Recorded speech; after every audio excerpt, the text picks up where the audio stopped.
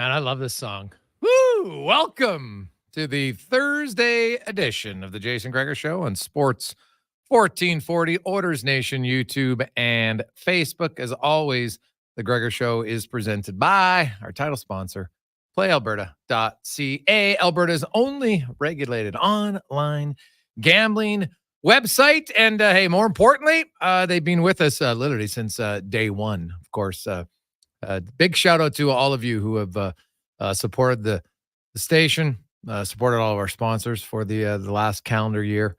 It's a real team effort. I want to thank, of course, all the other hosts and everybody for jumping on board. Partnership here at Stingray was a crazy last 6 weeks last summer, and from kind of late July until early September to try to figure out if we're going to do this or not. And there's been a few hiccups along the way, none drastic, but you know what, lots of improvement, and keep adding new things, which I think is great. Obviously announced the station has a pre and post game show now with Andrew Walker starting this year, so that's great. We got a few other plans moving forward this year with some other additions, which should be great. Most importantly, though, we just appreciate everybody listening. Appreciate all the sponsors. When I approached a lot of the sponsors about it, and really it was kind of like starting up, but even though I knew that the audience was there, I was pretty confident the audience was there. You never truly know, and people have supported us here at Sports 1440. Partnering up with Orders Nation YouTube has been amazing. We've grown that channel. It's doubled in numbers in a year, which is awesome. So we look to do that, continue that growth this calendar year. And people listening, streaming online, which is great at sports1440.ca. Many of you listen here. Some of you get the app because you're driving all over the place, which is awesome. If you don't have it, I recommend getting it because then you never lose it wherever you're at. iHeart Radio, you can get the Radio Player app, Stingray app. Been a lot of work. Not going to lie, it was not something that I had in the cards. If you would have asked me 15 months ago what I'd be doing, didn't think that would be it. But when opportunity knocks and you see something, you got to take a chance. And so we took a chance, and I think it's gone very well. It's year one. We're definitely not satisfied. But the thing that I'm most proud of is how many sponsors came on board last year. And, guys and girls in different companies who've been with us for a long time, from PlayAlberta.ca and, On the Rocks and Legacy Heating and Mike Norris at Volvo and Action Electrical and GS Construction. And, I go down the list. Cantork, and so many partners have been with us for a long time. And then we got some new ones that came on board to support the other shows, and Fountain Tire and Wolf GMC. And, I can't name all of our sponsors, but it was refreshing that so many people in the market believed in it, and in some cases took a chance. And probably the most satisfying thing is the renewal rate right now is extremely high. And a lot of our partners say, they're getting great feedback from you, the listeners. And the one thing I know about Edmonton is we like to support our own. And, we get a lot of local companies, as I outlined before with McDonald's, it's all the local guys right in Edmonton, the owners, the individual owners. They're the ones who pony up and have an Edmonton and area fund that helps support the show, which is great. So a big shout out to Chat and Joe and everybody who teams up there, which is fantastic for it.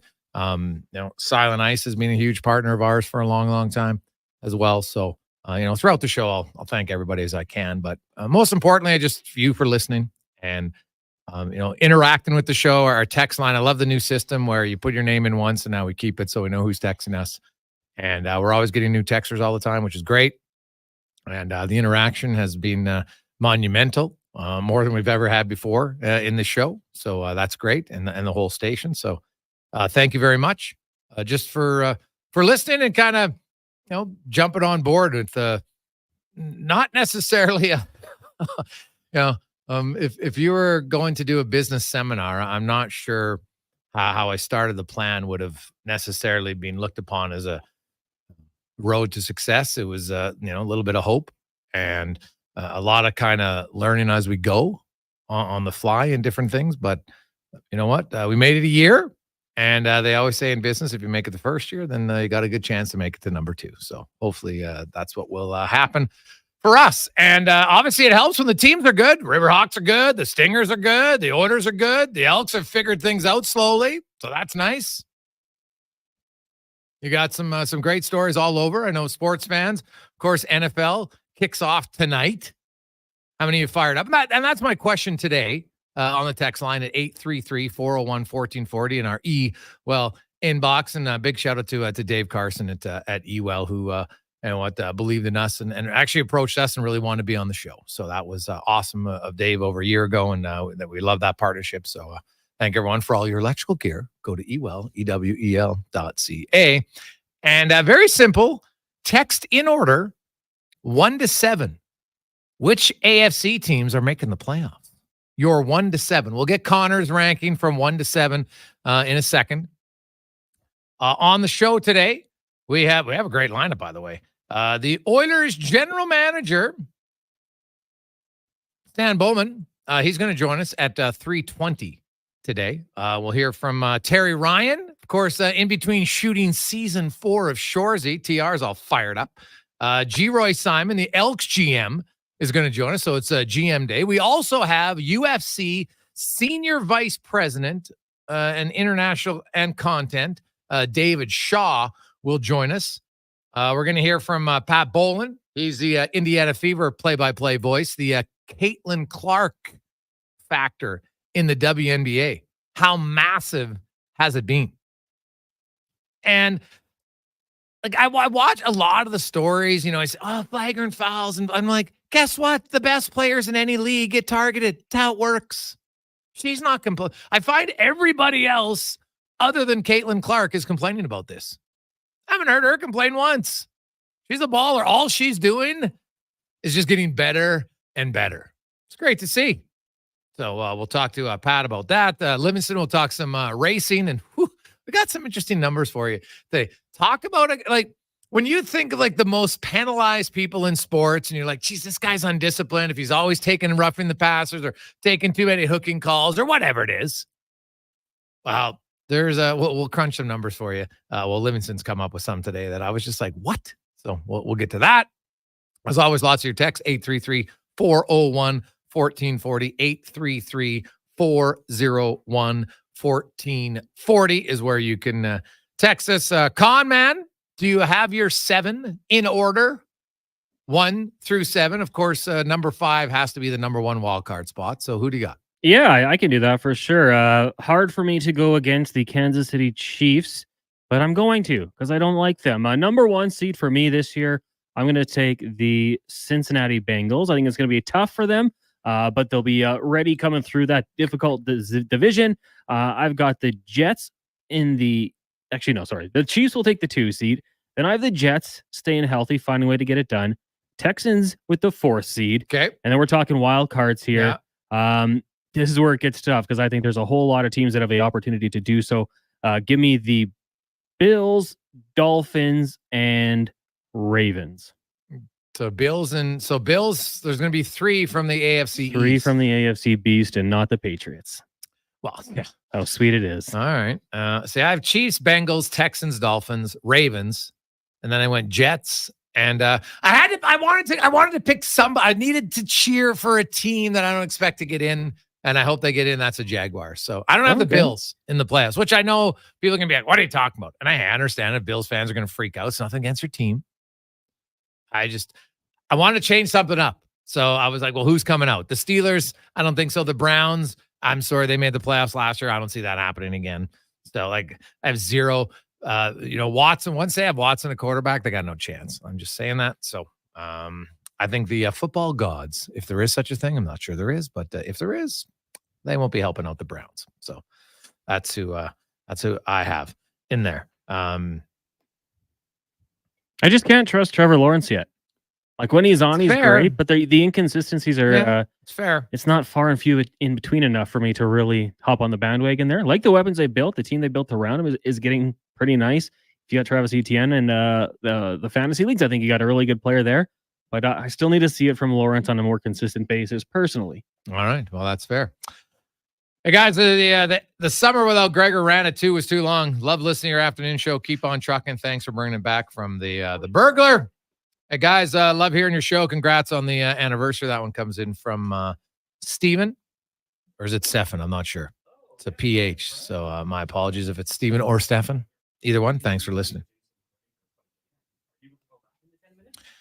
Hey guys, I've never met you in person, but I listened to Love Your Radio Show for a long time. I feel like I know you guys. Life sucked without sports radio. So from all of us huge fans out here, thanks and congrats on an amazing year. Look forward to many more. From Big John, the OG Big John. Thanks, John. Appreciate that. And hey, maybe one day, we'll have a little we're actually this year, we're going to have at some point a listener get together. We're going to have a few fun evenings, and hopefully you'll come out for that. So I like it. A few other notes around the sporting world.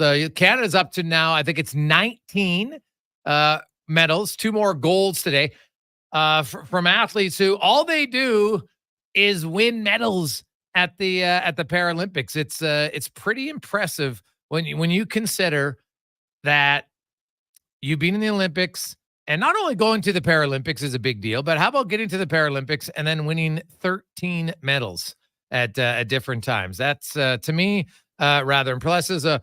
Orly Rivard did that earlier with her gold, and then Brent Lakatos also did it. Both of them for gold, and both of them their 13th Paralympic medal. Oh, that's damn impressive. So congrats to Orly and Brent.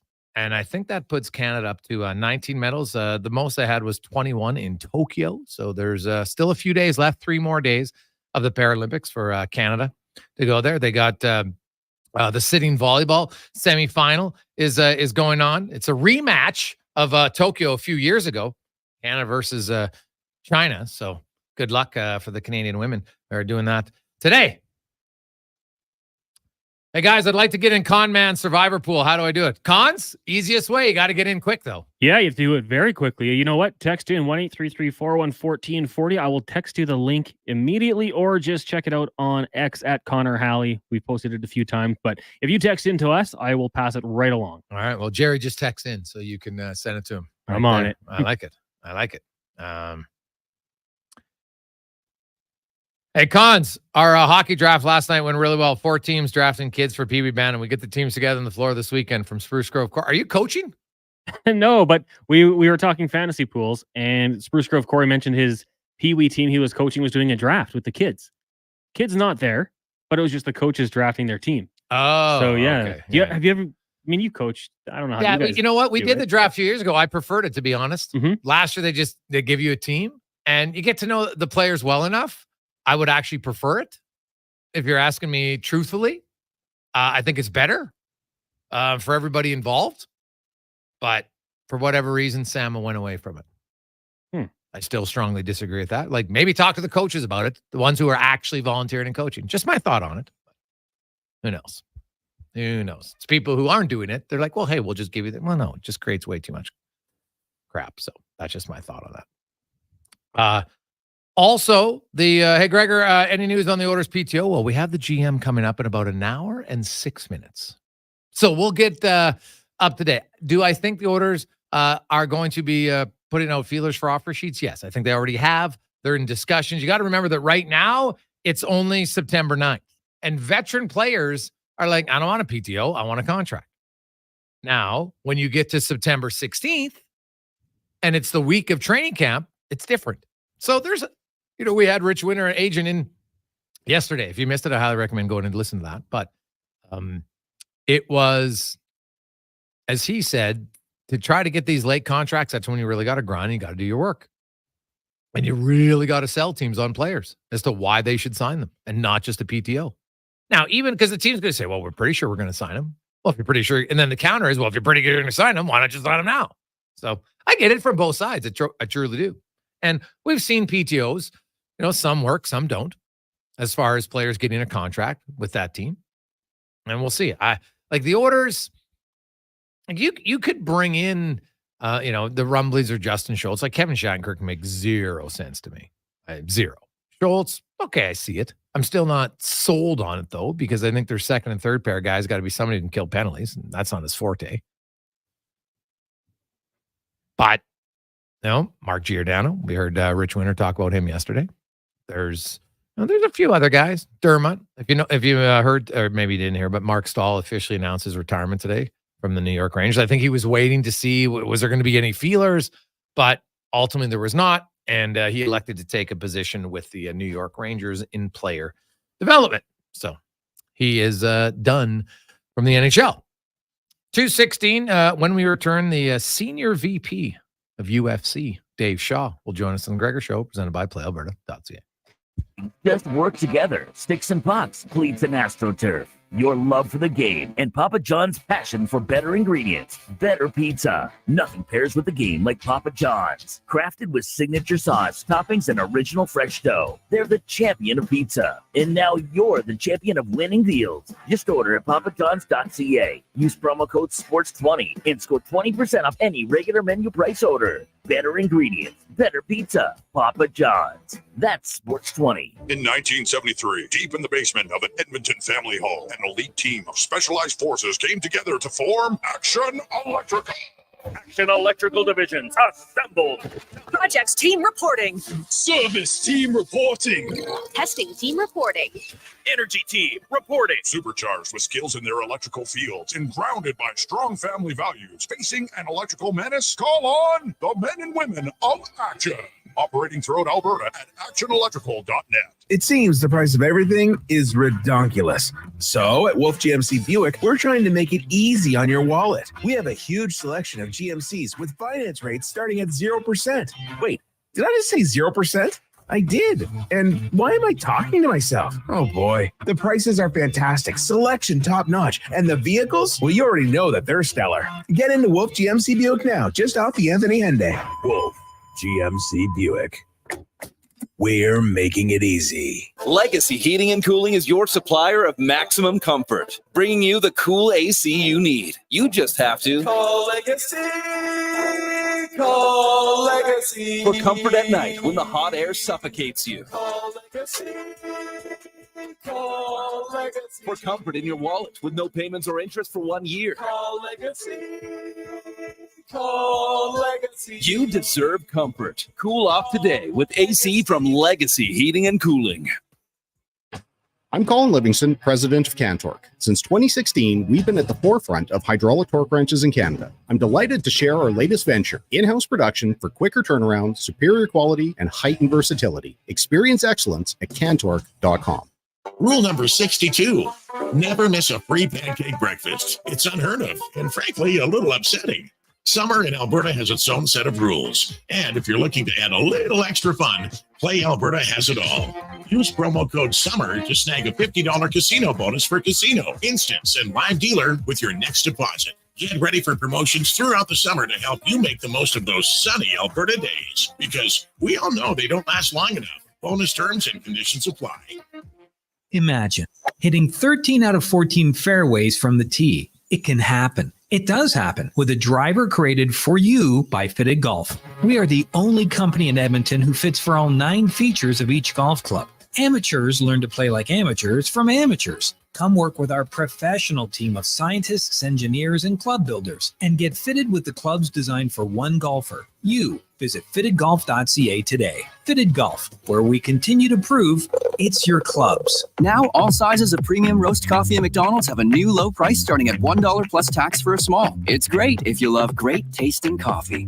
$1 small premium roast coffee every single day. Must be McCafe. Plus tax at participating restaurants in Canada. Excludes delivery. Keep your dill pickles, your sweet pickles, garlic pickles, kosher pickles. Give me a feisty pickle. Alberta Lung presents the 2nd annual Feisty Pickles Charity Pickleball Tournament, September 20th to 22nd at YEG Pickleball on 156th Street. It's a fun round-robin format with medals, swag bags, food trucks, a silent auction, a supportive breathing space, a home away from home for lung transplant patients and families. The Feisty Pickles Charity Tournament. It kicks off September 20th with a fun celebrity event. Register now at ablung.ca. If you can't see clearly driving, it's probably your old worn-out wiper blades. But now you can get new wiper blades free with every oil change at Mr. Lube Plus Tires. No appointment needed. Get your coupon at MrLube.com. Offer ends soon.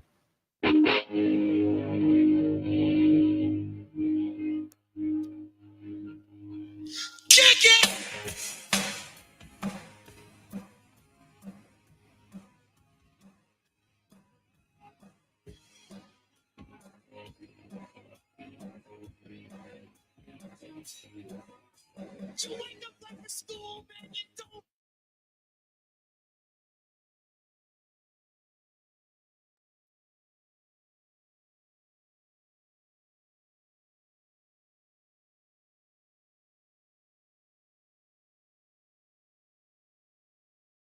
2:20 on a lovely Thursday afternoon on Sports 1440, Orders Nation, YouTube, and Facebook. And all of you who are big NFL fans, the season is here. Man, if you're a football fan, this is unreal. You got NFL, you got college football, you got CFL, you got Prairie Junior football going on here locally. Of course, U Sport as well. It's an amazing time. Like, there is no shortage of football. I don't care what you like. I like all football. I'm not one who's like, I can only like one. I don't really get that. I like all of it, and it's going to be very good.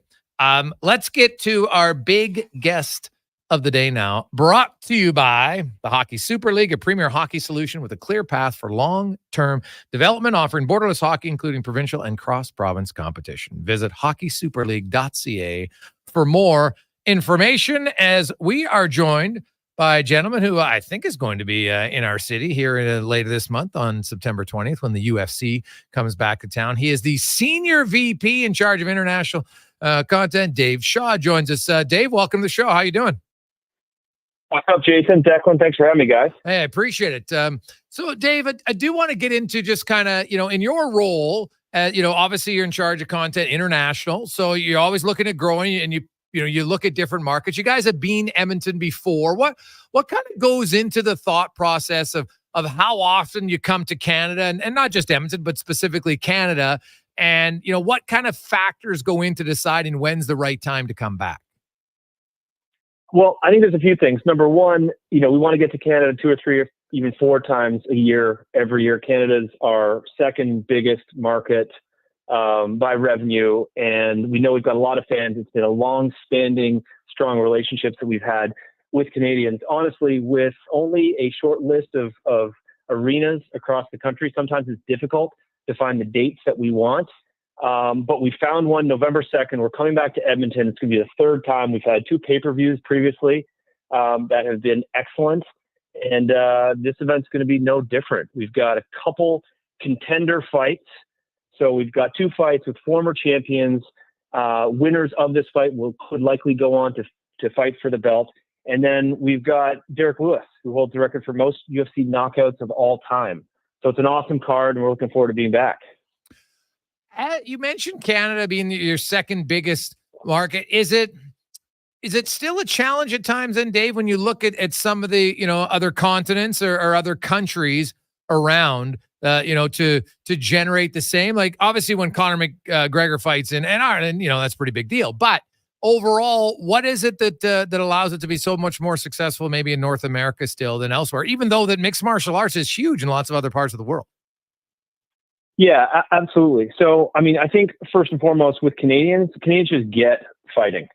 Canadians and MMA go hand in hand. When you think about kind of sanctioned fighting within our sport, you've got mixed martial arts, you've got hockey. It's one of the reasons why Canadians resonate so well with mixed martial arts. The other thing is that we've had, some great champions over the year, led by Georges St. Pierre. We're not here to promote him, but he has made an indelible mark on mixed martial arts in Canada. To your question around, getting to Canada and what, we can do around the world. Dana has said it oftentimes, world domination is an important North Star for us. We want to be a big global sport for a very long time. And so when we choose where to go, we want to make sure we're going to all the hot spots around the world. Canada's always going to be on the calendar. The time zone works with the shows that happen in New York and in Las Vegas. We've had 2 fights since COVID in Canada, one in Vancouver, one in Toronto, that have, knocked the lights out. And coming back to Edmonton is something that we're very honored to be doing. Dave, one of the things I want to ask you about is there are a couple of markets that get a lot of thought when there's expansion for events. Africa is obviously a huge one with the champion. Spain now really is the featherweight champion. Is there significant weight to that? And that's kind of a 2-part to the question. Are there other international markets that don't get talked about enough that you guys are maybe thinking about moving into? Absolutely. Dana's been pretty vocal about us having our first kind of continental African fight with Dricus as the champion. Defended his belt very well against Dizzy last month in Perth. Hope to see him by the end of the year, maybe early next year. But we will try to get to one African country, maybe South Africa, maybe Rwanda. There's a variety of others that we're looking at some point next year. listen, it took a long time for us to get in France because of the regulatory environment there. We've been to South America, Argentina, and Chile and Uruguay. We've been all across Asia, Australia. There's not many places we haven't been. And so I think our next foray is to try to figure out when we can have the event in Africa. And then who knows? I mean, there's lots of talk about us getting to India at some point and making our way through different European countries. But for us, the boundaries are limitless. We've got athletes from all around this world, and we want to make sure that we're taking events where our fans are. David, you talk about, this event coming to Edmonton and the changing of main events. What was the thought process behind that? Was it to bolster the main event now having it between Brandon and Amir, or was it just simply a timing thing, how it worked out? I think first and foremost, I think Dana just wants to continue to add value to all of our events. I mean, I think, he came in and it's like, we want to deliver a great card for the Canadian fan base. And we haven't been to Edmonton since 2019. Part of it's a timing thing. There's a lot that goes on behind the scenes with Dana and the matchmakers and the way that they book fights, the way that they plan the calendar and the schedule. And I think in this particular instance, adding another former champ that's got such a compelling matchup against Albazi is a great way to deliver more value to the fans. UFC Senior VP Dave Shaw joined us. Now, you mentioned the main event here, of course, with former flyweight champion Brandon the Assassin Baby Marino is going to take on number 3 contender Amir the Prince Albazi in the main event. And, that wasn't originally on the card, but that's 2 of the top 3 guys. That's a pretty significant now main event for you. And I guess the question is always, Dave, why wasn't there originally? Because it's pretty marquee card now because of them at the top. Yeah, to be honest, I think that was just, what we were talking about before, which is, sometimes these fights take a little longer to book than others. And so my assumption is that Blanchfield and Rose Namajunas, which, by the way, is an incredible fight. Thug Rose is a cult hero. I mean, she's been around the UFC for a long time, former 2-time strawweight champion and undoubtedly a future Hall of Famer. Erin Blanchfield has won 9 of her last 10 bouts. I mean, this is no easy fight for either one of them. Get back to your question. This is really about the timing of some of these bouts that come together. Dana takes a while to pull together. Some fights come together quickly. It's a matter of timing. Now it's the main card slot, and we're pretty fired up about it. There's lots of great things going on in every pro sport right now. There's always challenges for everyone that's different. What do you face in your role, Dave, is maybe the biggest challenge? The biggest challenge for us, quite honestly, is trying to get our live product to as many people as possible. If you're in Canada and you're watching on Sportsnet, if you're in the US and you're watching on ESPN, if you're in the UK and you're watching on TNT Sports, you can access our content every day of the week.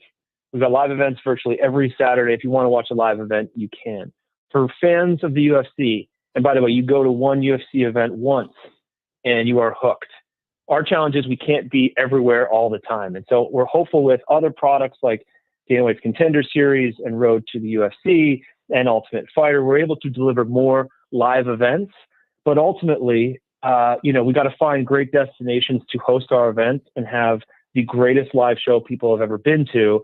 And that's what we're trying to do in Edmonton. Great example is next weekend, UFC 306 at the Sphere, first live sporting event in the Sphere. I know the draft was there at the end of June, but in terms of a live sporting competition, we're going to be the first. We're going to pull out all the stops to make sure that it's a legendary event, one of its kind, that'll never be replicated. And that's the type of product that we want to deliver to fans all over the world. Well, having been in the Sphere myself, I can tell you it's a phenomenal place. Like, it's unlike anything I've ever seen. So what did you go see? Did you go see U2? No, we were there. We just got a tour of it, so there was actually no one playing. I just got to walk around. They kind of gave you the showcase of what happens in it, which is pretty sweet. And I know, my buddies were there for the draft, and they kind of raved about it. And again, as you mentioned, it wasn't like live action as far as a hockey game or anything like that. But so from a production standpoint, what is the Sphere going to allow you to do on your card that you've never done before?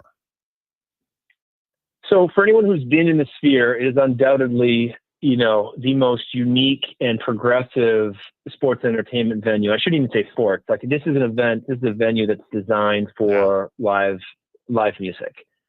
So from a sports perspective, the combination of athletics and entertainment is a balance that, is going to be hard to replicate for a very long time. The media plane that they have in there that allows you to deliver this immersive, intense, really visceral experience adds so many elements to live sporting events.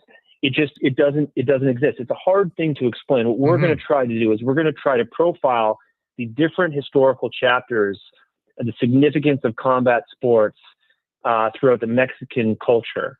And we're doing that in a number of different ways, some short form content, some incredible visuals, the haptics, the kind of like 3D, 4D experience that you get when you sit in one of those chairs in the Sphere, and sometimes they rumble and sometimes there's extra kind of air being blown out behind you. It just adds to the whole element of the live sporting experience. And Dana, Craig Borsari, who runs our production, have put an immense amount of work into producing Noche UFC 306 this next Saturday night, September 14th. Hope you guys are able to watch. David Shaw, Senior Vice President of International Endeavors and Content of the UFC, joining us here on the Jason Gregor Show on Sports 1440. Dave, one thing I want to ask you is you guys are going back to Macau now in November, I believe it is, for the first time in 10 years. China for the first time in 5. I have to imagine Wei Li, incredibly popular over there. She won her title in the country. Are there plans to make China more of a regular stop because of Wei Li, or is it just one of those places in the world that you kind of get to when you get to? Yeah, so Zhang Weili has been incredibly helpful in growing our business there. But the truth be told, we made a big investment into China a few years ago. We opened the Performance Institute in Shanghai in 2019. If you've been to Vegas and you've seen a Performance Institute there, if you've been to Mexico City, you've seen a Performance Institute there. The one in Shanghai is 3 times the size of the one that we've got in Las Vegas. It's a destination for us to help develop develop athletics. What we're trying to do is we're trying to kind of develop the process or expedite the process of the skill level of mixed martial arts athletes, not only throughout China and North Asia, but through Southeast Asia and Australia as well. So it's a high performance center that allows us to produce live events, but also train local athletes and ensure, their kind of rapid expansion into the UFC. So our commitment to China, because you brought it up, has been something we've been steadfast with for 5-6 years. We've got a team of about 30 people in Shanghai, and so it really is kind of the next frontier for us as stars like Zhang Weili, like Song Yadong, like Yan Zhanan. There's a variety of Chinese athletes that are pulling the most staggeringly large social and digital media numbers across their content platforms that we've ever seen in our history. Dave, before I let you go, I want to ask you, and this might be a tough question, but I look at all the other sports, and there's somewhat of a partnership in a sense between the owners and managers, and then a union or association. There's been rumblings for a long time that there might be one in UFC. It hasn't come about. Do you think would it be good for the sport? Is it something that you think ultimately will ever happen, or is how it is now better? I mean, listen, it's tough to say whether that will happen. I think the one, kind of glaring advantage that we've got without 32 teams, without board of directors, and without, a variety of different stakeholders or constituents is it's just us, right? It's Dana and the team. And the decisions that we're allowed to make, we're able to make on the fly, how flexible we can be. We don't have to go through, weeks or months of kind of planning and approvals. Like, we can make decisions on the fly. You would have read a bunch of articles this week about Dana going to the U2 show at the Sphere, and midway through the show calling our executive team, be like, we are doing this. We're having an event in the Sphere. Like, that ability to react, that ability to kind of pivot in your strategic plan, make big decisions, and just go for it is something that I think that makes our company unique and makes the product that we deliver to our fans just, that much more compelling than many other pro sports. Lastly, for fun, if there was one fight that you could put together, what would it be and why?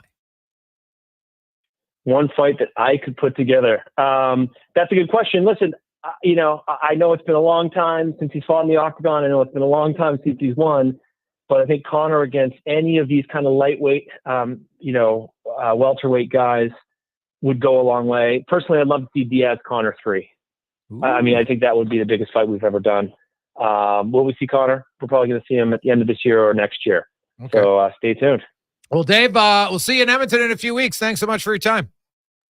Love it. Can't wait. Thanks for having me on. There you go. That's Dave Shaw, is UFC Senior VP. Deck, before I let you go, I want to ask you, because of course you cover and follow MMA a lot closer than I do and know it very well.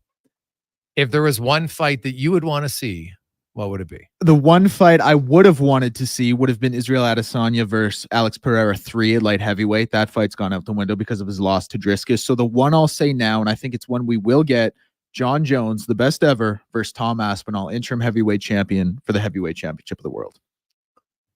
And how do you think Jones would do? Jones is a natural light heavyweight. Like, there's never been a more skilled guy to step in the octagon than John Jones. There's never been a guy with a higher fight IQ than John Jones to step in the octagon. Now, but weight classes exist for a reason. And Tom Aspinall is a lightning fast, heavy hitting, true heavyweight. And that goes for something. It's not boxing. You can't go up and down weight classes just like this because weight classes are every 6-7 pounds. In mixed martial arts, the jump from light heavyweight to heavyweight is 205 to 265. That is a real jump. And Tom Aspinall is one of the most skilled heavyweights we've ever seen. And he does it at his true weight. I've always wondered why they don't have like a cruiserweight at 225 or 230. They should mix in a couple more weight classes. The jump from lightweight to welterweight is far too much. Like, you have so many guys who are too big for 155, but just way too small for 170. And 15 pounds in a combat sport like that, that's a lot of weight to have as a difference. Yeah, it would be. Now, does Jones, the fact that he had all the drug test failures, does that hit under an octagon once to avoid a drug test at his gym when he was training? Yeah. So does that put a significant asterisk beside his career in your eyes? I think so. I think when you put him in the GOAT of GOAT conversations, it does. But the one thing I give him, and I hate this because I don't condone drug cheating in any sport, especially not in a sport like the UFC or where it's one-on-one, where the intent is to hurt your opponent. What I will say is he was in an era where everyone was doing it. It was kind of like Lance Armstrong, right? Like, that juiced up guy beat the other juiced up guy. You know what I mean? It wasn't like he was juicing against an even playing field. He was juicing against other juice heads. But why were the other guys not getting caught as often? It just, the way it was done, like, you would get tested day of at events. Now USADA, who they were under USADA, and they would show up whenever they wanted, random times in a year, and they would have to give you urine samples. Which is how it should be. And back then, they would just test you day of the event. So Chael Sonnen very famously said it. It wasn't a drug test. It was an IQ test because it was that easy to break the system. Yeah, well, Chael's smart guy, rather honest. So what do you make of the whole card top to bottom in Edmonton on the 20th of September? I'm excited, Matt. Listen, I'm a fight fan through and through. I think Brandon Moreno is one of the most exciting guys on the roster. The flyweights got a lot of heat. I love the flyweights. They're fast. They're skilled. It's action for 25 minutes or 15 minutes as long as it lasts. I think it's a great main event. Rose Namajunas, one of the best, if not arguably the best female fighter in mixed martial arts history. When you look at her resume, probably can't put her above Amanda Nunes. Yeah, but what she did, the way she beat Joanna twice, beat Weili twice, like, she was incredible. Any chance you get to watch her, it's a treat. And Derek Lewis, he mentioned it, man. Who loves anything more than a knockout? Most knockouts in UFC history. Yeah. I'm very excited. Before I let you go, where did you put Ronda? Because I always thought Ronda Rousey got really elevated quickly. Yep. Fighting a lot of soup cans, and I know that's a term, but that's kind of how. Anytime she fought anybody of note, she got pounded, and she made a lot of money. Good for her. I don't discount that, but she came out the other day and was still like, "Oh, you know what? People are all against me." I'm like, well, when I talk to people like you, and when you dig into her career, she might have been one of the most highly promoted, least talented fighter in UFC history. Yeah, she beat Betch Kohei in a world title fight. So that should tell you all right there, right? Like, a credit to Ronda Rousey, what she did for women's MMA, but the sport caught up with her very quickly. And when it did, she couldn't hang. Like, I don't have her in my top 5 women's fighters. Again, what she did for the sport, big star, did a lot for women, credit to her. But when it comes to resume in the octagon and skill set, I don't think anyone can have her in the top 5. Yeah. Deck, thanks for this, buddy. Appreciate it. Always. Declan Cougar, he is our MMA and boxing expert on Sports 1440, without question. Knows more than maybe all of us combined when it comes to MMA and boxing. It's 2:41 here on the Jason Gregor Show on Sports 1440, Orders Nation, YouTube, and Facebook. We got lots of texts to get to. We have Stan Bowman, the GM of the Edmonton Owners, joining us in about 40 minutes time. Terry Ryan will be by. We got a lot of texts to get to and more. 833-401-1440 in our email inbox. The only thing as hot as the weather this summer is a night out at On the Rocks. Every weekend, enjoy live music and top DJs spinning your favorite tracks. The dance floor is the place to be. Celebrating a birthday or stagette? Let OTR take the work out of the planning for you. Book your party online at ontherocksedmonton.com. Join OTR every evening from 4 p.m. for a great atmosphere and good company. There's something for everyone to enjoy. Grab your Good Vibe Drive and head to On the Rocks, corner of Jasper Ave and 118th Street. Move Water is your one-stop shop for all things water. From freshwater to wastewater, we've got the pumps and solutions to keep your water moving where it matters most. Move Water, your water solution experts. Visit movewater.ca today. Teach Calgary their ABCs at the Labor Day rematch. Your Edmonton Elks face the Calgary Stampeders on Saturday, September 7th at 5 p.m. It's Family Day, presented by Save On Foods. Kids get in free with the purchase of an adult ticket, plus an expanded pregame kids zone. Tickets and more at goelks.com.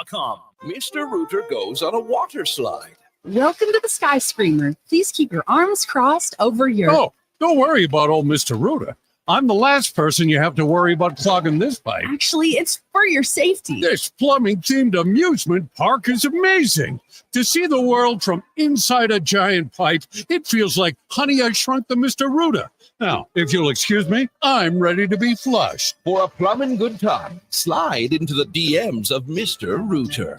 Some things just work together. Sticks and pucks, cleats and AstroTurf. Your love for the game and Papa John's passion for better ingredients, better pizza. Nothing pairs with the game like Papa John's. Crafted with signature sauce, toppings, and original fresh dough. They're the champion of pizza. And now you're the champion of winning deals. Just order at papajohns.ca. Use promo code SPORTS20 and score 20% off any regular menu price order. Better ingredients, better pizza. Papa John's. That's SPORTS20. The Junior Prospects Hockey League is entering its third season of gameplay. The JPHL now offers academic and athletic opportunities in the 14U, 15, 17, and 18U age divisions. All JPHL games are broadcast live on Silent Ice TV with a showcase-style game schedule and high level of travel and accommodations for its team, staff, and players. To learn more about why the JPHL is the fastest-growing elite hockey academy stream in Western Canada, visit juniorprospectshockeyleague.com.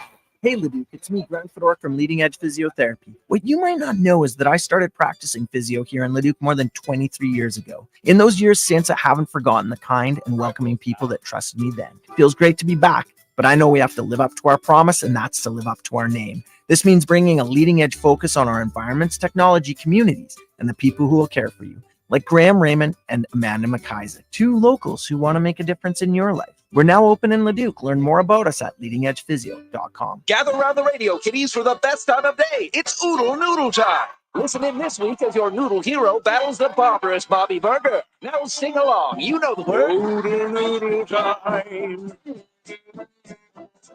Oodle Noodle time.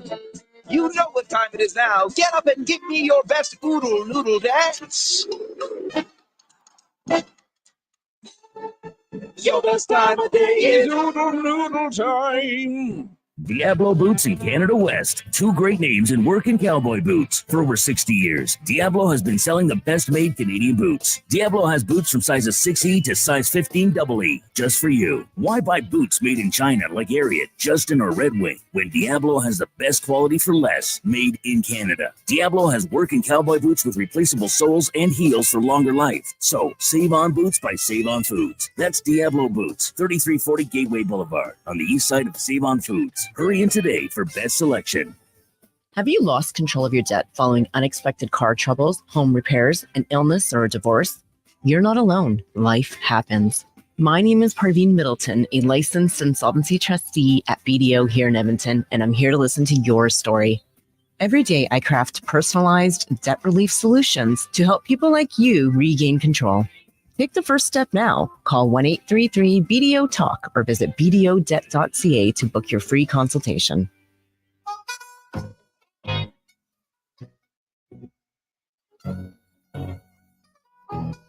It's going down. Yelling timber. You better move. You better dance. Let's make a night.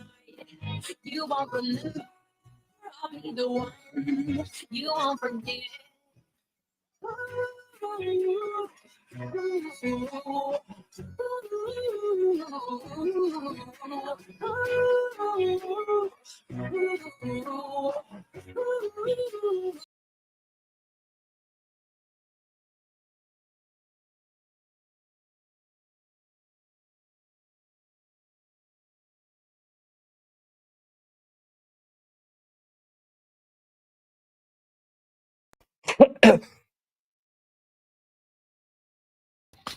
$2.47 on a lovely Thursday. It is the Gregor Show presented by PlayAlberta.ca. Get in the game. Use the code SUMMER. With a $5 deposit, get a $50 free play on Instance, as well as a casino at PlayAlberta.ca. It's also my favorite day, the Thursday Daily Grand. Whew. Just keep hoping one day. I just want to win it. I just want to have 1,000. Now, of course, it would be 7.2 mil, but I just like the theory behind $1,000 a day. You could retire on it. No question in your mind if you wanted to, because you're guaranteed for the next 20 years $1,000 a day. It's pretty darn good. But heck, you work whatever you want. Volunteer, do whatever. But I would just like the fact that every day I could look, it's an extra 1,000 bones right in there. Now, I'm not a big spender, so I think it would say, now I'm sure some people could blow $1,000 every day if they wanted, but that would kind of be pointless, wouldn't it? Heck, even if you just get rid of 500 of it, you're still doing pretty good. Pretty good. Taking home 15K, wasting 15K a month. Good luck. Try it out at playalberta.ca. Lots and lots of text flying in. Hey guys, Nagano versus Jones. That's the one I want from Stu. It's not even close. Many people not fans of John Jones, which is good. Guys, sorry. I have to strongly disagree with Declan, and I really respect his opinion, but Jones isn't the best cheater from Doug. P.S. More MMA talk. Thank you very much. Hey, why not? I like it. Hey, you know what? The great part about it is fighters like teams. You're going to like a fighter more than somebody else is. It's awesome. Like, imagine if everybody liked or cheered for the same NFL team or the same. It'd be boring. Of course, it would never happen, but it's always good. You get, even when your buddies, you live in Edmonton and some of your buddies might not be Oilers fans. They might root for someone else. And for a long time, they probably gave it to you because the Oilers stunk. But now they're pretty good. So see how it goes. Hey guys, big fan from Fort Mac. Love listening all the time. I was wondering if you see any way this team can get better defensively next season. Bouchard needs a new contract. Skinner, McDavid the year after. Are they going to be forced to trade Kane for some defense? I don't see Emberson coming back for $950K next year from Mark. Well, Emberson has played 60 NHL games. Now, I know people are going to say, hey, Broberg played 80 and look what he got. So you're right. There's a chance. But Emberson playing 60 games on a last place San Jose team where there's no pressure, right? You're playing some minutes. And, I know people talk about how he, was the AHL defenseman of the year. That's great. But go back and look at who the top players were that you defended against in the AHL. It's very different than if you're going to get against guys. Now, is he going to play top 4 minutes in Edmonton? Maybe. We'll see. But I'll need to see a lot more. Like, I know because it's fresh, some fans might think, oh, geez, look at this. You don't even have to play a lot of money, a lot of time to get huge bucks in the NHL. Broberg's kind of an exception to the rule. And Emberson, we'll see what he does. He's 24 years of age. I hope he has a breakout year. It'd be awesome for him. But I'm going to have realistic expectations and say, if he can become a solid, because a third pair defenseman in Edmonton is very different than a third pair defenseman in San Jose. And it was the opposite for the long time in Edmonton. You had guys playing in top pair or second pair in Edmonton that would not even be close to that on other teams when the Oilers were terrible. Right? Go back and look at those blue lines. It wasn't going to happen. Like it's different. It's different. Like there's 750, whatever it is, NHL jobs when you consider injuries and everything else. They're not all equal. Not every number 6 defenseman is the same. Not every top line center is the same. So there are differences. And I don't know, like Emberson would have to have a great year for him to command any sort of significant money. And if he does, well, he's an RFA. So the only way to get it is through an arbitration where he'd have to put up big points or an offer sheet, which I'm not going to hold my breath on. I know it just happened. Yes, it can happen, but they're still rare, right? Very rare. So the Oilers, their help on defense, I suspect, is going to come at the trade deadline or leading up to the trade deadline. They're going to give it some time. As I've said, I believe, and I crunched all the numbers on Troy Stecher. Troy Stecher, in his NHL career, and this is courtesy of puckiq.com, he's played over 5,000 minutes versus elite or middle forward. So that's like top end guys, right? Or like from number up to, second line, high end third line players. 5,000 minutes, a significant number. And he played on teams in Detroit and Arizona and other places that weren't really good teams. And in those 5,000 minutes, Troy Stecher had 176 goals for, 178 against. He was only -2 at 5-on-5. I think in the regular season, Troy Stecher can play in your top 4 if need be. It's not ideal, and it's definitely not a playoff guy, but I think he can do it in the regular season based on what we've seen. So now I also can see some people saying, hey, Gregor, Edmonton's going to have 1/3 of Arizona's defense potentially on their ice next year. Is that a concern? I think that's a fair question. Yeah, it's not ideal. I think we can all agree it's not ideal. But Edmonton is good enough everywhere else. And I think Troy Stetcher's an NHL defenseman. He's played NHL games. Played, 3 or 4 shy of 500? So he can do it.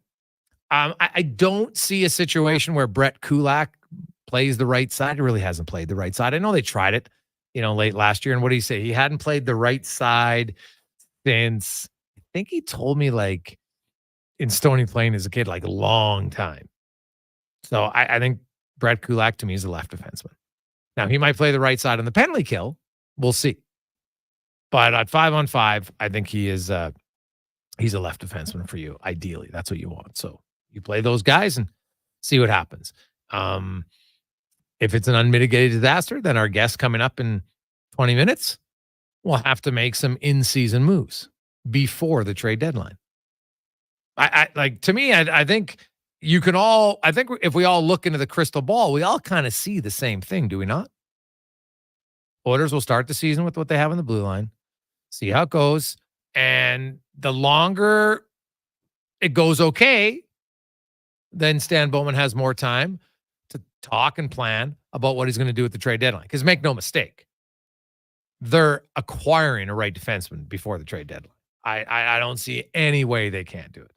They have to. Have to do it. Hey, boys, I got Ravens, Texans, Chiefs, Bills, Bengals, Jets, and Dolphins. So a lot of people, that's Quinton, debated between the Dolphins, Jags, or Chargers. Are you putting that in for Connor? Chargers. Even Connor didn't pick the Chargers to make the playoffs this year. I couldn't take the ribbing from you and the listeners out there and the viewers on YouTube. Well, Andrew Ladd McConkey, Connor. You went by the full name, man. Yeah. Wow, it's kind of funny if you're a hockey guy. Andrew Ladd. Andrew Ladd McConkey. I hope he has a breakout year. That's really, when I'm watching the Chargers, selfishly, that's all I'm watching for. I'm watching for him. Now, Vidal too, maybe later on. But McConkey having a breakout, that would be unbelievable. So here's my question to you, Cons. In fantasy in week 1, would you play McConkey or Cortland Sutton from Denver? I would probably go Cortland Sutton. I mean, the Chargers, I've been saying it on Fantasy Frenzy, you got to be wary with them. Like, I know Justin Herbert's going to have big games, but I don't think it's going to be every week. I think it's going to be very hit and miss with who has the big offensive production. It's the first week. And I'm kind of like, I know the offense doesn't play a lot of their guys, but neither does the defense. So it's like week 1 is always difficult to project, I find, right? Like, everybody's going to go with the obvious ones. Everybody's who has Mahomes is playing Mahomes. Everybody who has the top running backs, McCaffrey, etc. We all know they're playing. But then you get to your depth and it's like, oh, geez. So, I don't know what to expect out of Bo Nix. That's right. That's the X factor, isn't it? To me, I like, well, one has Bo Nix throwing to him, one has Herbert. But Sutton's obviously a more established guy, but there's not a lot of established receivers in LA. Yeah. But the thing is, I haven't seen enough of those two together to even know if because you know how the rapport is between a quarterback and a receiver. I have no idea if they have a rapport. I think Cortland Sutton's a good pick because they'll find ways to get him the ball. I think he's such a massive key to that offense is getting him involved early and often if possible. For McConkey, he's going to come in. I think he'll be, utilized more out of the slot at third and short, kind of get those mid-range targets, maybe second and short as well. But the key to the Chargers is for sure going to be establishing the run. So I would go Cortland Sutton for the time being. I think there might be a point where you go Ladd McConkey and he's your guy you're riding with. But I think for this week, I would lean to the veteran. Pains me to say. Okay. Hey, fellas, Connor Brown, how many goals do you think he's going to get? Fire X Corey says he's going to score 30. Well, Fire X Corey, whatever Kool-Aid looking crystal ball you're looking into, I like it. But Connor Brown, 30 goal scorer, he's not a power play guy. Like to score 30 goals 5-on-5 and shorthanded is very, very difficult. Okay. Like last year, I think there was 5 players who had 30 goals 5-on-5 in the NHL. And those are all top guys who played tons of minutes. So yeah, I don't think he's getting 30 goals. I don't think he's getting 20 goals. I hope he did for him. The 1 year he scored 20, he had like 15 down the stretch in the last 22 games or something ridiculous. I think if Connor Brown scores you 15 goals, you'd be doing cartwheels. Right? Because then he's going to be a guy who at least when you look at that dead cap space from the bonus, you can say, well, geez, we're only paying him $1 million, but he's a 15-point guy and a 30-point player. Well, now at least, he's getting a little bit close to making up for that quote. It's not necessarily all dead cap space in a sense because you got him on a low AAV this year. But yeah, 30, I'm going to say 0 chance of that. 0 chance of that. 2:58. When we return, we'll hear from Terry Ryan. Also, Stan Bowman, GM of the Oilers on the Gregor Show, presented by PlayAlberta.ca. After the Con Man and a Sports 1440 update brought to you by Booster Juice. They have the secret smoothie menu. Smoothies too refreshing to keep on the hush-hush. Download the Boosters Reward app today and get in on the secret only at Booster Juice. This is a Sports 1440 update. Finally here, the defending Super Bowl champion Kansas City Chiefs hosting the Baltimore Ravens down at Arrowhead Stadium. Kickoff set for 6:20. The Chiefs will be without receiver Marquise Brown for this one. Off the field, the Commanders have fired an employee one day after a video surfaced in which he made comments about the team's players being anti-gay, accused Cowboys owner Jerry Jones of being racist, and called the NFL commissioner Roger Goodell a $50 million puppet. He also criticized the fans, calling them mouth breathers. Rael Antine was the VP of content for the previous 4 seasons. On the NHL, Nikolai Kulemin is back in Ontario with the Ottawa Senators as they sign the former Maple Leafs forward to a PTO. Team also bringing in defenseman Kalen Addison on a PTO as well. In the CFL, the Montreal Alouettes announcing that wide receiver Austin Mack has been placed on the 6-game IL with an ankle injury he suffered in practice on Wednesday. Comes just 1 week after his return to the CFL. At the Paralympics, Brent Lakatos won gold in the men's 800-meter T53. And Aurélie Rivard won gold in the pool women's 400-meter freestyle. That puts the total to 20 medals, good for 14th position in the majors. Jays off. They'll kick off a series with the Braves on Friday. Right now, Mariners lead the Athletics 3-1, and the Giants and Diamondbacks tied at 2 apiece in the top of the 5th. Later tonight in the WNBA, you got the Liberty and Storm at 5, and at 8, the Mystics in Phoenix to take on the Mercury. Coming up in hour 2 of the Jason Gregor Show, we'll be joined by former NHLer Terry Ryan and Edmonton Oilers general manager Stan Bowman. I'm Connor Halley. This has been a Sports 1440 update. With Sports 1440, a Stingray radio station broadcasting on Treaty 6 territory. Download the free iHeartRadio app and listen to CKJR wherever you go. Something just worked together. Sticks and pucks, cleats and AstroTurf. Your love for the game and Papa John's passion for better ingredients, better pizza. Nothing pairs with the game like Papa John's. Crafted with signature sauce, toppings, and original fresh dough. They're the champion of pizza. And now you're the champion of winning deals. Just order at papajohns.ca. Use promo code SPORTS20 and score 20% off any regular menu price order. Better ingredients, better pizza. Papa John's. That's Sports20. Modern Air and Water is your source for AC, furnace, duct cleaning, and water purification systems. Get a 12-year parts and labor warranty and save up to $2,500 on the complete new system. Contact your Lennox Premier dealer at modernairwater.com. Japa Machinery Group knows that XCMG may not roll off the tongue, but Japa's team will help keep your construction jobs rolling on time and on budget with heavy equipment sales and rentals. Visit japamachinery.com to find out more. The Brick's famous tent sale continues with up to 60% off clearance items in the tent and store and up to $1,600 off exclusive tent sale specials. Plus, find incredible deals in every department, like up to 50% off mattresses, up to 25% off bedroom and dining furniture, and up to 30% off sofas. Come on by while the tents are still up and the prices are down. Some exclusions apply. See in-store for details. The Brick, saving you more. Silent Ice Sports and Entertainment is an innovative market leader across Western Canada with sports and entertainment properties including the Spruce Grove Saints, the Junior Prospects Hockey League, Silent Rides Charter Company, the Hockey Super League, and the newly launched Female Super League. Silent Ice also owns the Western Hockey League Seattle Thunderbirds and operates the Morinville AAA Arena. The Silent Ice Center, a new state-of-the-art entertainment facility, is open in Nisku, which features 2 sheets of ice, including a 1,600-seat arena and a restaurant with a viewing area. Rule number 41, never challenge a goose in the Bow Valley. They run this town and they know it. Summer in Alberta has its own set of rules. And if you're looking to add a little extra fun, Play Alberta has it all. Use promo code SUMMER to snag a $50 casino bonus for casino, instance, and live dealer with your next deposit. Get ready for promotions throughout the summer to help you make the most of those sunny Alberta days, because we all know they don't last long enough. Bonus terms and conditions apply.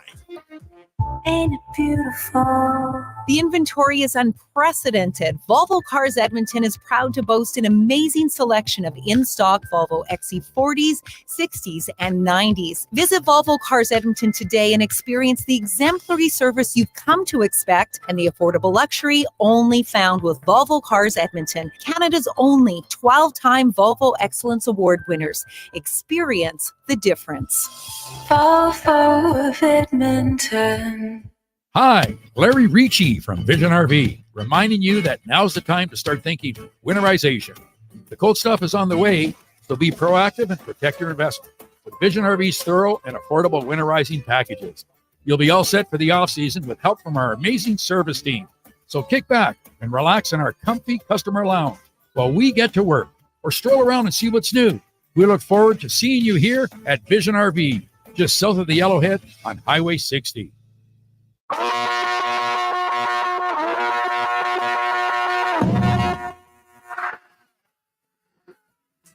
Say you want a revolution, well, you know,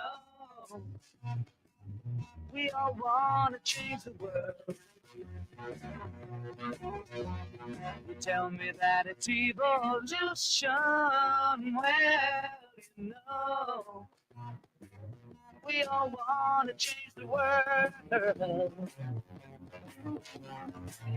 But when you talk about destruction, don't you know that you can count me out? You know something? All right.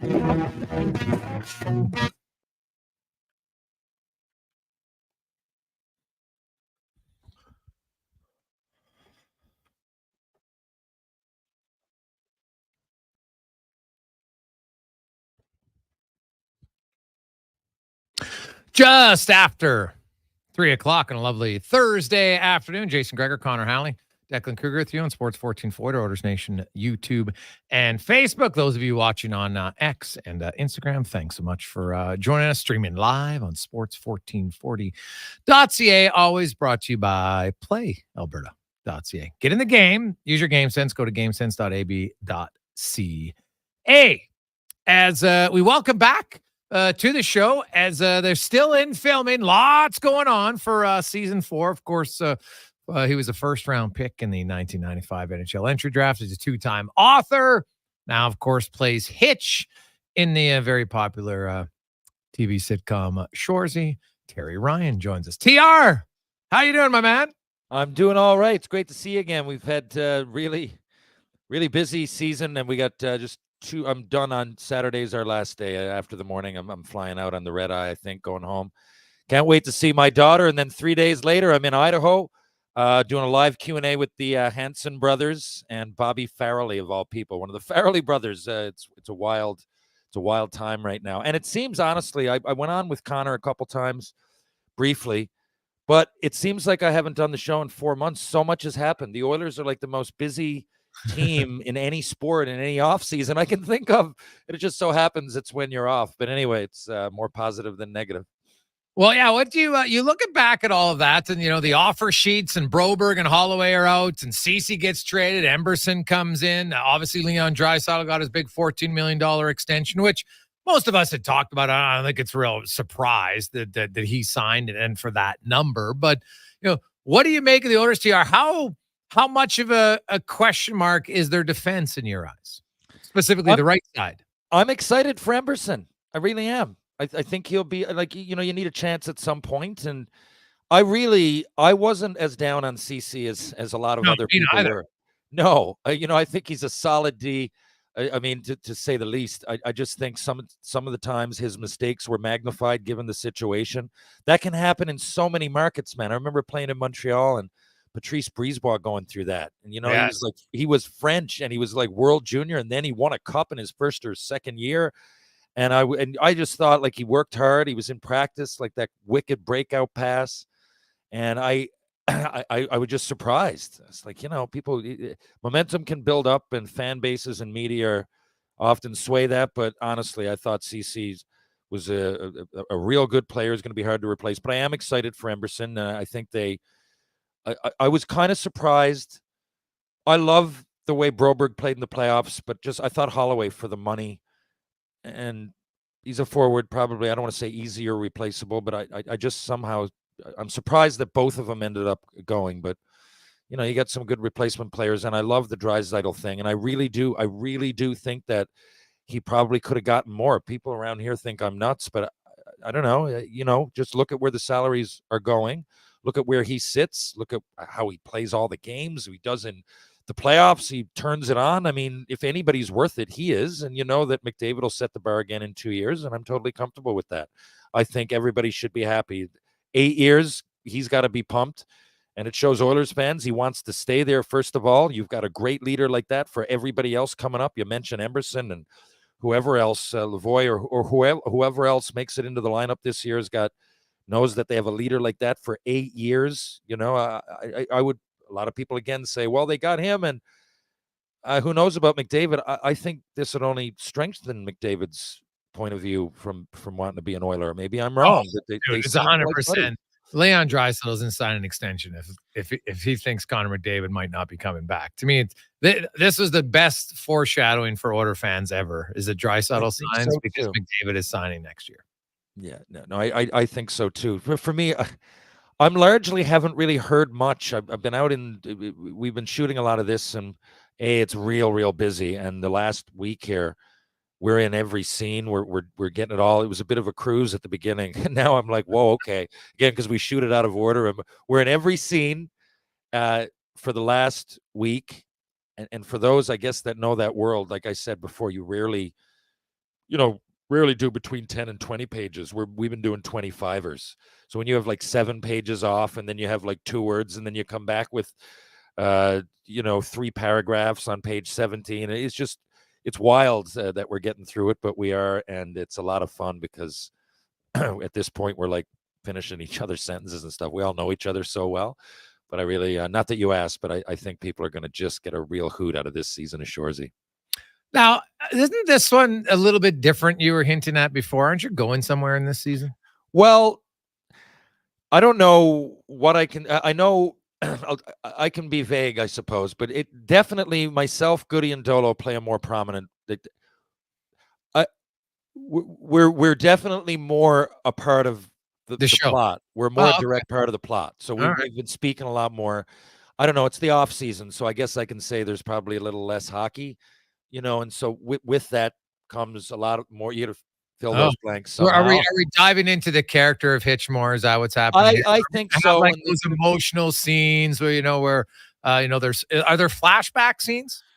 Well, look, there's what happens in this season is something that happened. Like there's a lot of things touched on that just make you a hockey player, and then Okay. friendships are formed. The players are a little bit deeper, but and it's, I don't want to say it's the whole thing is just happening in the off season, but a lot of it is. And, there's thing that, and I don't think you could really see where I'm going with this. There's no way to predict it, but but again, he's just genius, because it starts and I'm like, how are we going to end up? And then, knowing now, reading through the scripts, and we've finished filming we filmed the end, and it, once again, man, I don't know if you like it. It once again hits you a little bit at the end. Like, Keith has that knack of being not only funny, but crudely funny, like polarizing funny early, almost off-putting at times.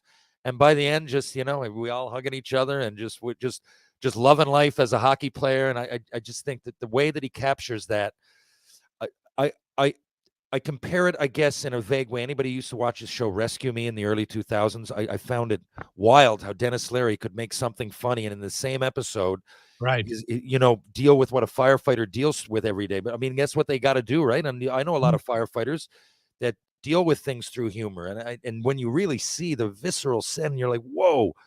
I find Kiso has a way to do that in the comedic world. He'll bring it on from he'll piss off, left and the right and one way or the other. But in the end, he shows you that, this is what it's like to be a hockey player. We're all human. And sure as he's flawed, he's not preaching to anybody. It's just, this is the way he is. And for the most part, a compassionate guy with teammates that might be a little bit over the top. But, we have a level of empathy and sympathy, especially with the locals, and I think that might be a little bit more here. We're starting to really get to know Sudbury here, right? We're coming off a win. So the people in Sudbury, they might be partying with us, and who knows, maybe a little bit too much. I mean, we don't really know where it's going to go. Basically a real life episode of Terry Ryan is what you're telling me here. Well, it's wild. We have a lot of fun with it. So much is happening. Do you know what the announced schedule date for the release of season 4? No, but with Letterkenny coming to an end, I was just assuming, and usually Letterkenny would come out on Christmas Day, if not New Year's. So I'm going to think around there. I'd be real surprised. I don't know if it's set in stone yet either, but, just hearing the vibe around from the crew and the producers. And I think at the very latest, it'll be out in the early New Year. And I've got no reason to think otherwise. Now, TR, before I let you go, because we have not let you go, but we get to a break. So I just found out Declan Kruger is going to be a groomsman for the first time in his life this weekend with one of his buddies. If I gave you the top 3 things not to do as a groomsman, and I'll open this up to our audience, and feel free to share funny groomsman stories. Now, we all know, try not to get too buckled. That's probably number 1. Do you have anything else that you would put in the not to do list for a first time groomsman? Oh God. I would tell you what to do. If you're going to say anything, write it down, because when you're buzzed, it might seem a lot funnier to you or more over the top. Look, I'm telling you this right now. I wasn't a groomsman, but I got up to at my own wedding with, again, Penny Lane's mom, Danielle, and we're not married anymore. We're great friends, and I love her family. They all live in Alberta. They're great. That's why I'm emphasize Penny Lane having to visit. I got no problem with it. So I got up. Shane Koss, again, great guy, Danielle's brother, got up on stage, and he kind of chirped me a little bit. And we did it in Red Deer. Like Danielle and I got married in a backyard, and we just told people after. So we had this big thing in Red Deer, and we had one in Newfoundland as well. And the one in Red Deer, it turned into like a reunion for the Tri-City Americans, man. I told you, like, our whole team was from Edmonton, and other people came in like from Saskatoon, Byron Brisky and these guys. And so we were in the corner. We were having a bit of a reunion. It was the first time we'd all been together. I mean, like 15 of us, like guys, Boyd Olson and the Hurley brothers, Ryan Martin, guys from all up there that had stayed in Edmonton. And I'm out in Red Deer. So it would have been 2008. And Shane got up, and, we had a great buzz on. It was a lot of fun, but I almost forgot I was at my wedding, and all of Danielle's family, like, were excited to meet me, and I'm just buzzed out of it. And Shane looks down, and he says something. He's chirping me, And I get up on stage, and I wasn't even supposed to. I thought it sounded funny, again, if I'd written stuff down to say, but I didn't even think it was going to go there. And I got up, and anyway, I said, I said something about how long did he wait at the draft? And, I only waited a few minutes. And, before Iggy got called, I had a ham sandwich and a coffee. By the way, speaking of ham sandwiches, is that what you comb your hair with today, Shane? And I got right into it, and it was silence, but my buddies were howling. So I kept going, and it turned out I was mortified. As when it ended, I figured, this isn't good. And then the next day I was just shunned. I had to go out. There was a lot of sucking up, and for good reason. They could have cast me out of the family, and they would have had good reason. So don't avoid the microphone if you're inebriated. I suppose, and have some side. If you think that you might get on a microphone, have some sort of a plan. You might think that you're great spontaneous, but I don't know, in those settings, because the other thing is so many people from different backgrounds. It would have been hilarious if it was all my buddies, even if it was Danielle and her friends and my buddies, but it wasn't. You get people, you're talking to a crowd. Some people like hockey, some don't. Some are religious, some aren't. Some are from Newfoundland, some are from Germany. So it just was the wrong thing to say at the wrong time. And if I could ever advise, if you're going to get behind the microphone, have some, or run it by somebody. Maybe run it by a group of diverse people before you get up. Anyway, just some words of advice that I could have used before I did that embarrassing thing. Yes, writing it down.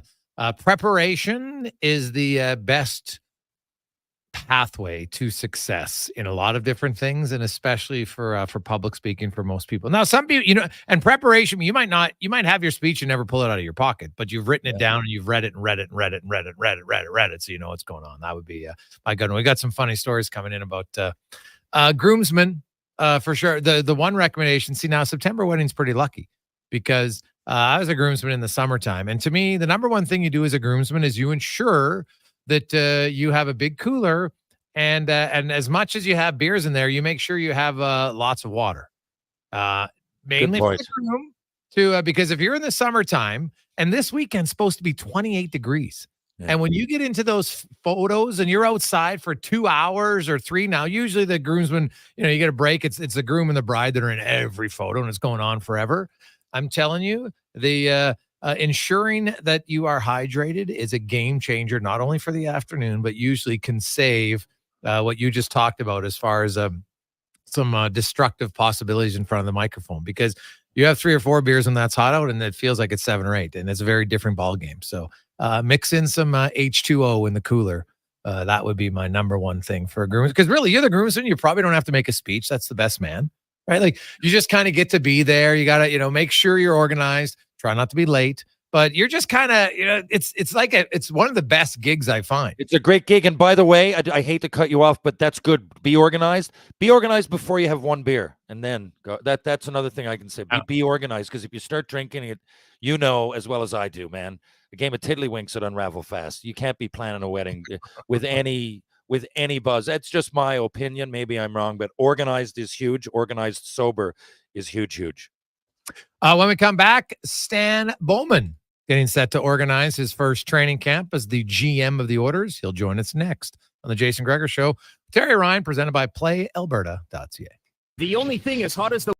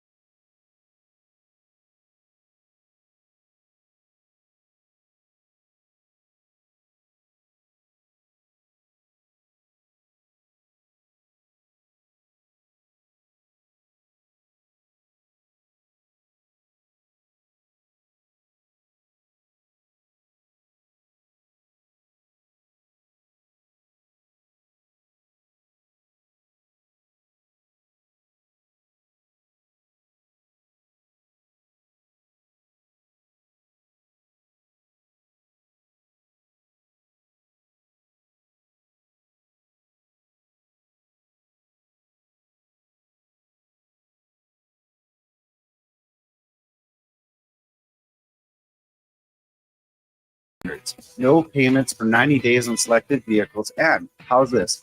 A brand new Jeep Compass 4x4 for only $37,000. If you're looking for a new vehicle, don't buy until you talk to us. Head up the trail and see how easy it is to do business at St. Albert Dodge.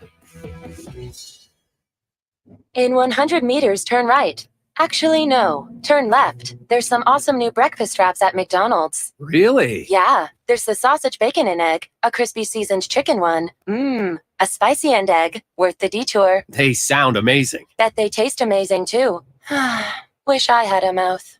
Take your morning into a delicious new direction with McDonald's new breakfast wraps. Add a small premium roast coffee for $1 plus tax. At participating McDonald's restaurants. Ba-da-ba-ba-ba. Rule number 12, not spending the afternoon tubing on the Pembina? Next, you're going to tell us you don't wear flannel. Summer in Alberta has its own set of rules. And if you're looking to add a little extra fun, Play Alberta has it all. Use promo code SUMMER to snag a $50 casino bonus for casino, instance, and live dealer with your next deposit. Get ready for promotions throughout the summer to help you make the most of those sunny Alberta days, because we all know they won't last long enough. Bonus terms and conditions apply. Legacy Heating and Cooling is your supplier of maximum comfort, bringing you the cool AC you need. You just have to call Legacy. Call Legacy. For comfort at night when the hot air suffocates you. Call Legacy. Call Legacy. For comfort in your wallet with no payments or interest for 1 year. Call Legacy. Call Legacy. You deserve comfort. Cool off today with AC from Legacy Heating and Cooling.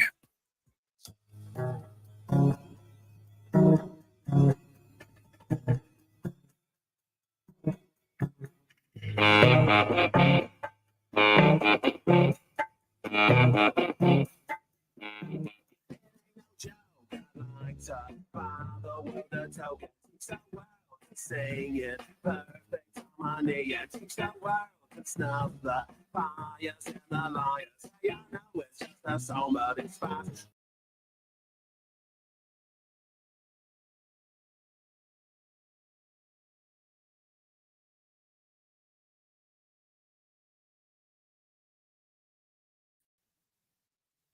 By a Jason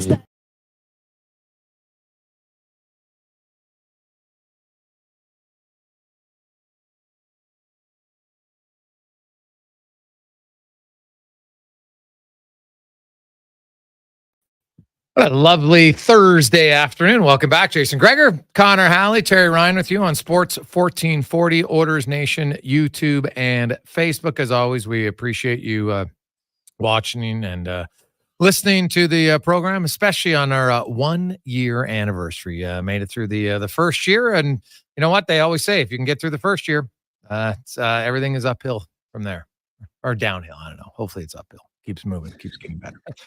Let's get to the oil report now, brought to you by VolvoCarsEdmonton.com. Right now, you can save up to $8,000 on remaining in-stock 2024 XC90s. I've driven an XC90 for many years. I love it.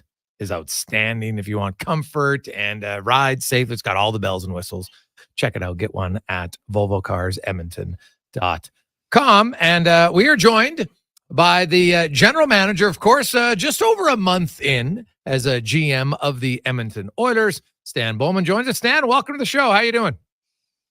Doing great, Jason. How are you? I'm great. Terry Ryan, of course, also with us. Stan, now I'm gonna guess I know the answer to this, but I'm still gonna ask it for fun because you're a GM in real sports. Did you ever play fantasy football? I did. Years ago, I did. Yeah, I was actually into it quite a bit, and then it's pretty time consuming if you want to be good at it. And I kind of realized that halfway through the season that I wasn't putting enough time in, and I was getting smoked. So that was kind of my swan song in my fantasy football. It was 1 year. Now it is fantasy, and obviously it's very different than real. But was there any remote thing that you found similar at all?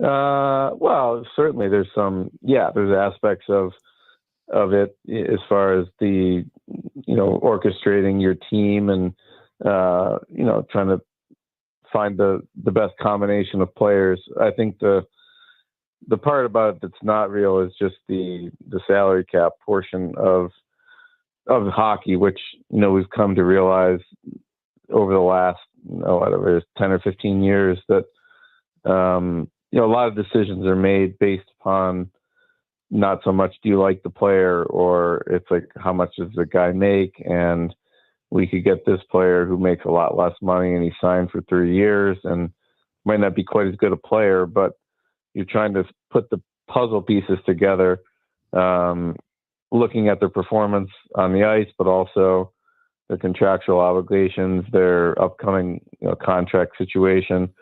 That's the part where if it was just based on performance, it might look a little bit different than it does. Stan Bowman joins us. Stan, when you put a puzzle together, usually, you know, we put the outside frame because it's the easiest to find those pieces because they're all flat on the one side. You know where it's going to go.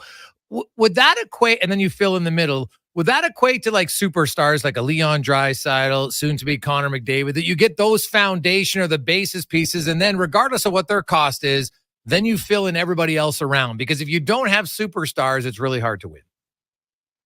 Yeah, you nailed it there. I think that's very true. I mean, obviously, we're blessed to have such star players. I mean, that's the hardest thing to do in hockey, I think, is to try to find those players because they're never available. Like if you don't get them, and even there's a lot of luck in the draft, you have to be picking high the year that player happens to be in the draft, and not every year is there a star player. So, and then once you have one, they just don't come to market very often at all. So, yes, I looked at this situation pretty simply, which is like Leon's a very special player.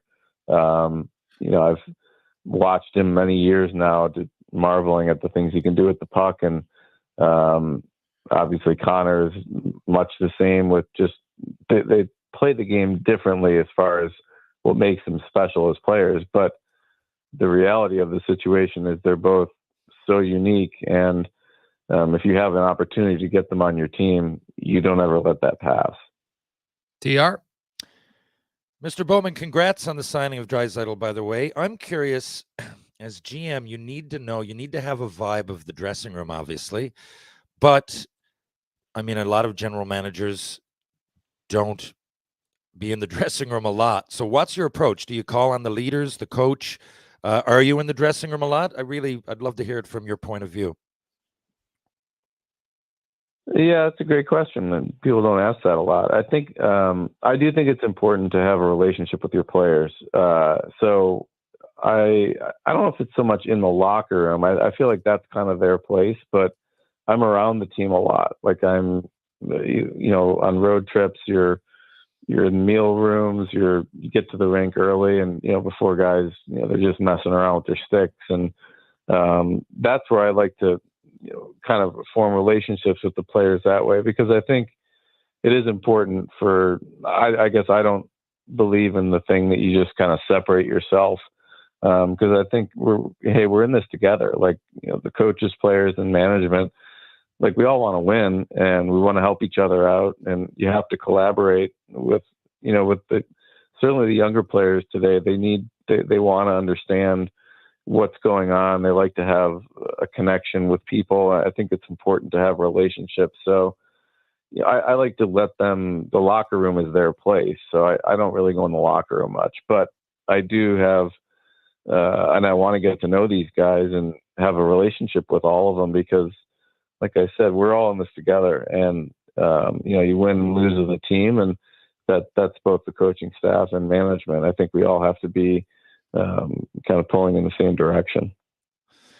Now, this year's going to be coming up is the Four Nations Cup. For me, I love international play. I mean, Gretzky to Lemieux. I would have been 10 years old. I mean, I almost feel like my childhood is pre that particular play and post. Really, it was that big. But I don't know. I'm not vibing on this Four Nations because it's not the best in the world. I think they should at least have two more countries. I mean, Czech just played Switzerland in the world final, and neither one of them are in. I really look forward to the Olympics. For me, this is, I don't know, if I was yourself, I'd probably see it as a thorn in my side. But how do you approach this? What's your point of view on the Four Nations Cup coming up? I think back to the World Cup we had back in 2016. I was fortunate enough to be part of that. I was with Team North America, which was whatever you want to call us, the Young Stars. That was a blast. I had such a good time with that group of players, and I know that was a bit of a one-off event, but that sure was fun to be around that team. And I agree, best on best is something we haven't had in a long time. So maybe it's not the perfect format, but I still think it's better than nothing to have something this year. It's going to be fun to watch, and the Olympics is obviously different with more teams involved. So I don't know the perfect formula for it. I think it's fun though to watch the players play for their country. I mean, we haven't had the opportunity for a lot of the top players, and certainly the top younger players haven't really had the chance to do that. So I think that's going to be fun to watch. And I'll remember that team. That was one of the most fun experiences I've had, was to be in that group with in 2016 with Team North America. Stan Bowman, GM of the Edmonton Oilers, joins us. And so, Stan, we're just under 2 weeks away from the start of training camp.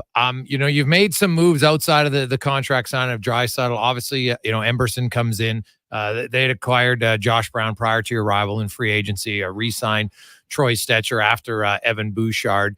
The Emberson trade, I know that your head coach, Chris Knobloch, had him before in the American League. How much insight was Chris? How much was it your pro scouts? Kind of walk us through that trade and what you like about Emberson. Yeah, I would say it was a collaboration between, certainly talked to Chris quite a few times about Emberson, as well as our scouts. And he was also a player I was pretty familiar with just from scouting him at the U.S. program and at Wisconsin. I feel like I'd seen him play a lot of hockey coming up, growing up. So there was a lot to like about him as a player, and he hadn't quite, totally made it in the NHL yet. I think last year was his first real opportunity. So I think everyone weighed in, and it was nice to know that Chris had that experience coaching him. And, although it was the American League, so it's not the NHL, Chris was a big fan. He is a big fan of the way Ty plays. And, he was very confident that he could be a nice addition to our team. And, we spent time talking to people, watching his games and trying to see where we think he can fit. But he's got a really nice skill set. And I think the other thing I like about him is he's in that age range, is 24-year-old, where, he's still, we haven't seen his best days yet. Like, I think he's coming into his own. And I think the thing I like about younger players is, they have a chance to grow their game throughout the season. So the player that we see in October is not the same player as you're going to see in March. And I think there's going to be growth to his game. As with veteran players, they're probably, you're looking more to stabilize their performance over the year. Like when the guys get into their 30s, they're not really getting better as the year goes on. But the younger players, I think you see progression in their games, and you see a different player. Not all the time, but oftentimes you see a much better player as they find a role, they gain confidence, and they can step their game up in the second half. So I think everyone's always looking for that. You're looking for your team in general to show some progression and to be a better team in the second half than they were in the first. And I think that's something that's exciting about Ty Emberson. Stan, where do you come out on PTOs? There's been rumblings that you guys, there's been conversations you've offered. We actually had Rich Winter in here, and he admitted that, he's trying to pitch Mark Giordano to your team. So, we know you're having conversations. When does it make sense to not just bring in a guy, as an extra body, but somebody who can actually compete for your team? Where's the balancing act on that?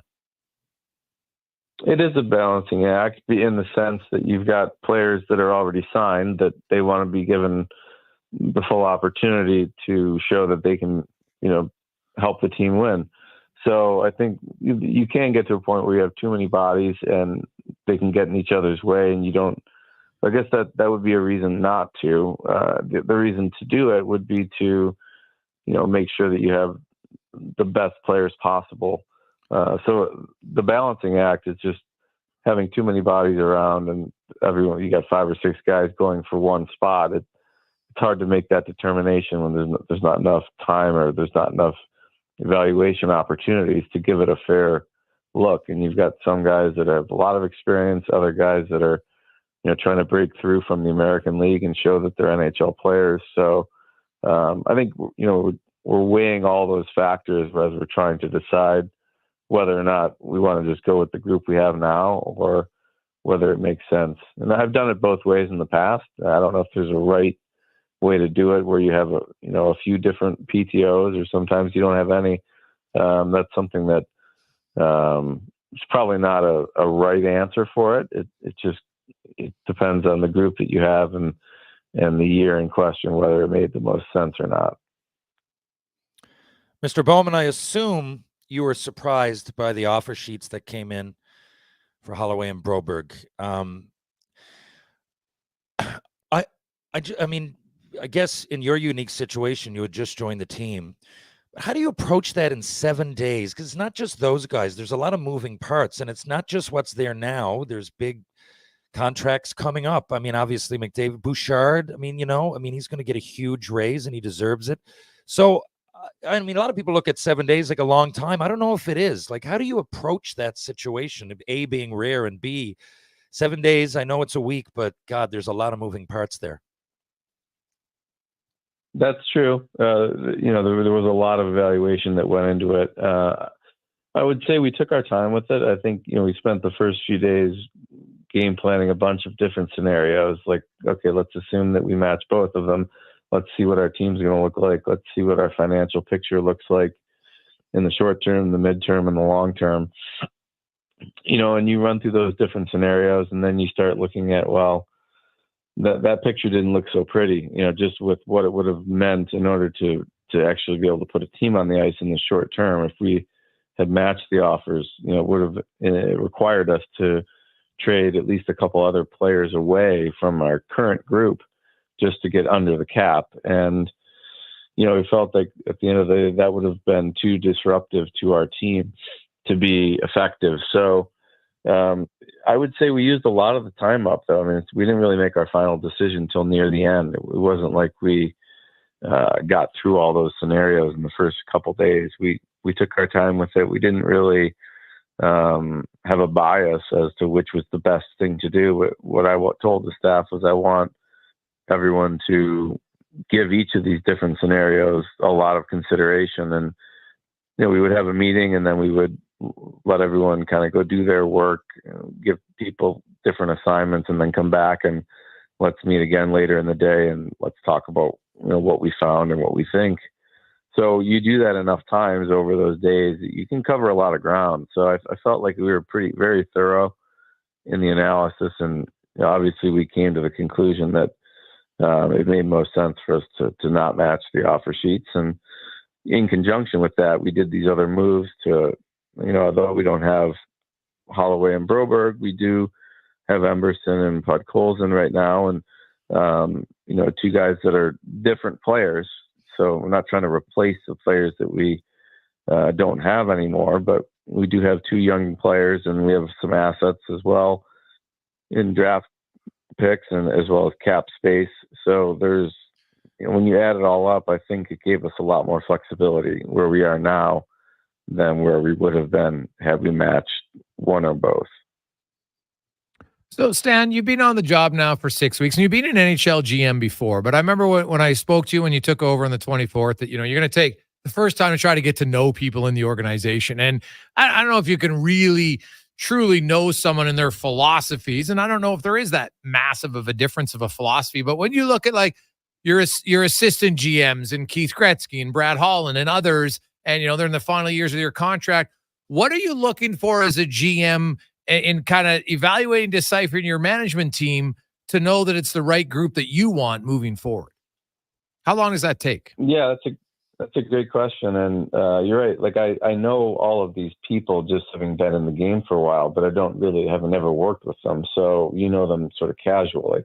And before the offer sheets came by, we had the Holinka So I was in town in Edmonton for that, and our whole staff was there, which was great. I got a chance to meet with them and get to know the amateur staff and Rick Precy, and I was really impressed. Like, I've been very impressed with everyone I've had a chance to get to know and talk to. I think that's, I guess, the silver lining of the offer sheets was the ability for us all to roll up our sleeves right away and work together. And I think I wouldn't say I've been surprised. I guess it's been pleasant how great the chemistry has been with the group. And, I walk into it with an open mind, and, I can get along with anybody. And so it's not that I have to have a certain people around me, and actually I like the fact that I'm getting a chance to learn some new things from people that I haven't worked with before. But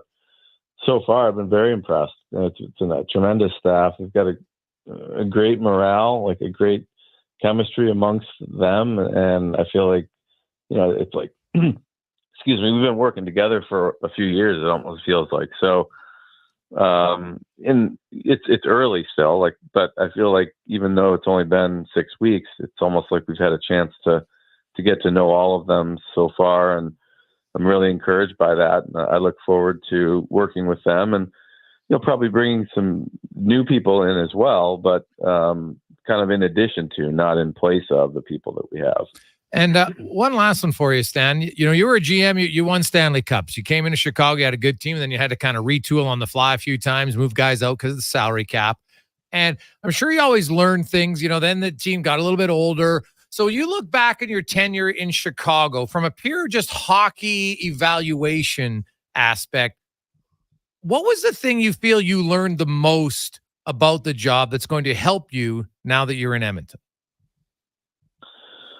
Yeah, I think I referenced this a little bit maybe in my press conference to start there, and I can give you a little more context. I think the natural tendency when you've had success is to try to replicate that success again. So you just won the cup, so you want to try to, you're always going to have some new faces. No team year to year is the same team. And we had that challenge at our first year after we won. We had to get rid of a bunch of guys for cap reasons. Kind of the first time that happened back in 2010. It was unusual to be moving guys out for cap reasons, but now it's commonplace. But I think I fell into the trap of trying to just recreate what was really successful. Like you think, okay, well, this guy, we don't have that player anymore, so this new guy is going to take his role. We'll just put him on that third line, and they'll be and that just doesn't work. It's trying to replicate something from the past with a different group. Each year is different. And as much as there's similarities and you may have all your main guys back, but there's a lot of traps you fall into trying to just look backwards and recreate what was magical the year before. So I think the challenge is to try to treat each year like looking forward. We're going to have to create there may be some combinations that we never tried or we didn't have to try last year. And, just relying on there's certain things that you may go back to because they're so good and we do that again. But I think that's a trap that I want to try to get us away from. I think if you try to create something like the 24-25 team is going to be a different team. We have new players, but even if we had the same players, the challenge is to look ahead to create a new strategy, a new way to win. And if you have that, I think that's something that I learned probably the hard way is stop trying to recreate what was great last year. And just as an example, you think back to the playoffs and the special teams were outstanding. The power play and the penalty kill for the Oilers was epic performances. So I think everyone's assuming we'll just be that good again. And the answer, I certainly hope we are, but the reality of sports is it's really hard to just continually be the best. So maybe that won't be something. We'll have to work on that, or we'll have to use different players that we didn't use last year. And I think that's all part of the challenge to try to win. And I think that's why it's such a difficult sport to be the winner of. Is that there's so many factors that go into it, and trying to look ahead with sort of some optimism and some excitement that it's going to be a different group, but that's okay. Like, let's not try to turn away from that. Let's actually lean into it and try to find those new combinations. And I think as fans, that's exciting too. It's trying to so what's next year's team going to look like? It's going to have a lot of the similar players, like a lot of the same guys that we've known for years, but we have some new players, and we're hopefully going to find some even better combinations to help us win. Stan, I really appreciate your time. Enjoy the next few weeks. I know prospect camp gets going, rookie camp gets going right away, and be in Penticton, and then you got main camp, and boom, preseason starts here on the 22nd of September. So it's very busy. Thanks as always for your time. We appreciate it. We'll see you soon. All right, sounds great. Thank you. It's Stan Bowman, GM of the Oilers, and I thought he said it right. You can't get sucked into wanting to do the same thing over and over. That's very good. TR, we really appreciate you taking some time out of your hectic schedule in filming and rehearsals. So we'll let you get back to your lines and filming, and we will chat with you next week, my man. Looking forward to it. And before I go, congrats to the Legends Ball Hockey Team Canada. They won it out in Edmonton. I didn't get a chance to go because I'm filming this. But anyway, it was a great success. And congrats to Canada and to all the fans that went to see. I'm sure it was a treat. Thanks, guys. I appreciate it. Jason, Connor, thank you. And Edmonton, I'll see you guys in just a couple of days. Gotcha. That's Terry Ryan. We'll get back probably in a few weeks to him on his regular schedule. He's just still in filming for season 4 of Shores. He gives us a little bit of segments here or there randomly. When we come back, we're going to talk about one of the more undisciplined athletes going right now. And why is it? That's next on The Gregor Show, presented by PlayAlberta.ca. What's cracking at Cattail Crossing? Take a shot in the dark with Night Golf. Just $61 per person for 9 holes and a glow ball rental. Get a team together, dress in glow gear, have dinner before Night Golf at Out of Bounds Restaurant. Book at cattailcrossing.ca. Excavators, loaders, lifts, compaction equipment, and more. Find the XCMG construction equipment you need. Available for rental or sale at Japa Machinery Group. Japa, helping build Alberta from the ground up for 50 years. Visit japamachinery.com. Sipping gin and juice, just trying to stay cool. When I'm sweating buckets bigger than a swimming pool. Cruise to Heritage Mall to enjoy some AC. Then my shorty hears the homies from Legacy. I say, listen, yo, where we gonna get the dough to pay Legacy from the radio? He says Legacy Heating's got a deal that's the bomb, with no interest or payments flipping all year long. No money, no problems, that's the life that I choose. Chillaxing with thousands of BTU. Doing whatever the heck that was. That's how you build a legacy. Legacy Heating and Cooling. The locks are on a timer. They're going to get out. Sounds like jobs for the men and women of Action Electrical. Service team reporting. With the remarkable reach of our bucket trucks and other equipment, we assess, service, and maintain your electrical lighting and automation systems. Facing an electrical menace? Call the men and women of Action. Operating throughout Alberta at actionelectrical.net. The Brick's famous tent sale continues with up to 60% off clearance items in the tent and store and up to $1,600 off exclusive tent sale specials. Plus, find incredible deals in every department, like up to 50% off mattresses, up to 25% off bedroom and dining furniture, and up to 30% off sofas. Come on by while the tents are still up and the prices are down. Some exclusions apply. See in store for details. The Brick, saving you more. Rule number 116. In Waterton, walk with a lean. The wind will always prop you up. Summer in Alberta has its own set of rules. And if you're looking to add a little extra fun, Play Alberta has it all. Use promo code SUMMER to snag a $50 casino bonus for casino, instants, and live dealer with your next deposit. Get ready for promotions throughout the summer to help you make the most of those sunny Alberta days. Because we all know they don't last long enough. Bonus terms and conditions apply. At Fountain Tire, we love jingles. Get up to 25% off select tires. Until October 19th. Plus a bonus $50 off any service of $150. Restrictions apply. Book online today. Fountain Tire. We're on this road together.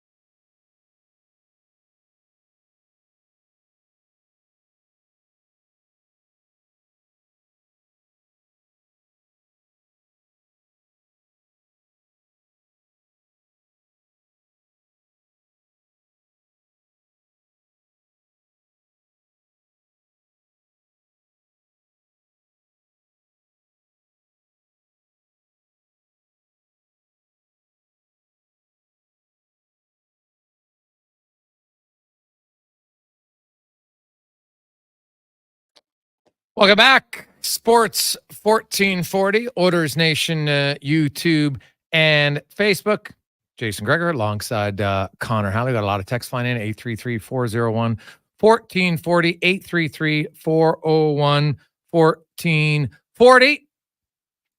Now, let's get to the racing report brought to you by Can Torque. They offer sale, rental, repair, and calibration of hydraulic, pneumatic, and battery-powered torque wrenches, stud tensioners, and flange maintenance equipment. Check them out at cantorque.com. As we welcome back in studio, our racing guru, Colin Livingston, joins us. CL, how you doing? You know what? It's another day in paradise. Good to be home after a weekend in Toronto. How was it? Do you want to jump into the race, or how was Toronto? No. How was the race? It was a bit of a mess for us, to be honest. Car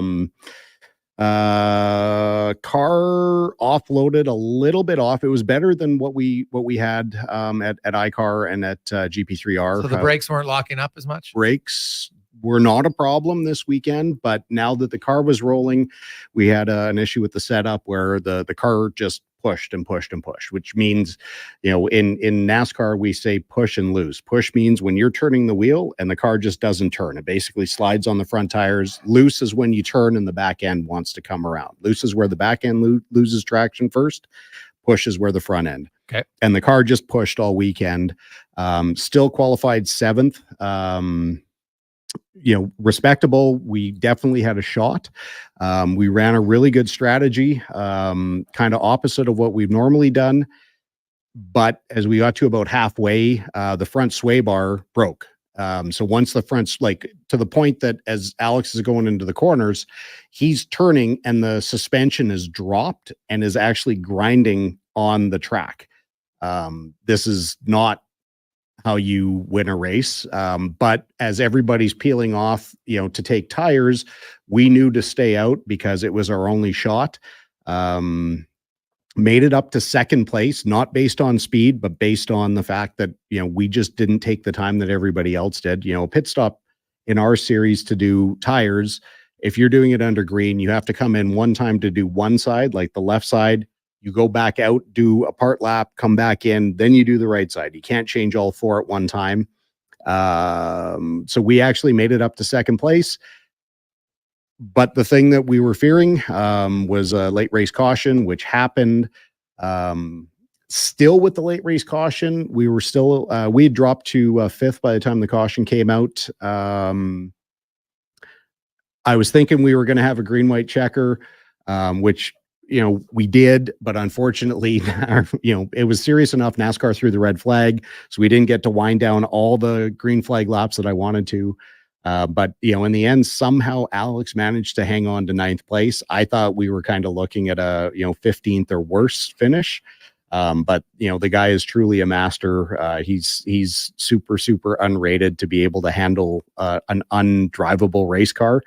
I know that 95% of the drivers that are out there, once they had that problem, would have parked the car. But because we have an obligation to the rest of our 80 team, Alex did everything he could. Super proud of him. Super proud of what the guys did throughout the weekend. It just wasn't our day. So now let's move over to F1, and it's everything's tightened up. You got 3 teams within 39 points in the Constructors Series, so that's close. And Max Verstappen, Lando Norris is now basically, I think it's 62 or 61 points behind him.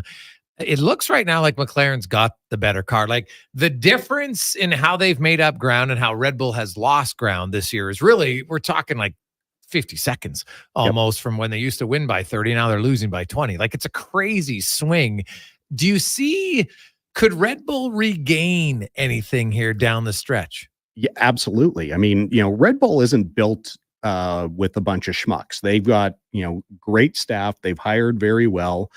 They've lost a couple key personnel in Adrian Newey, the designer, and then Jonathan Wheatley, and that has affected their team. No matter what they say, I mean, they have to put on a brave front when they're talking in public that, no, we've got a great staff, but clearly they haven't kept up with their updates. The other teams have actually managed to supersede them.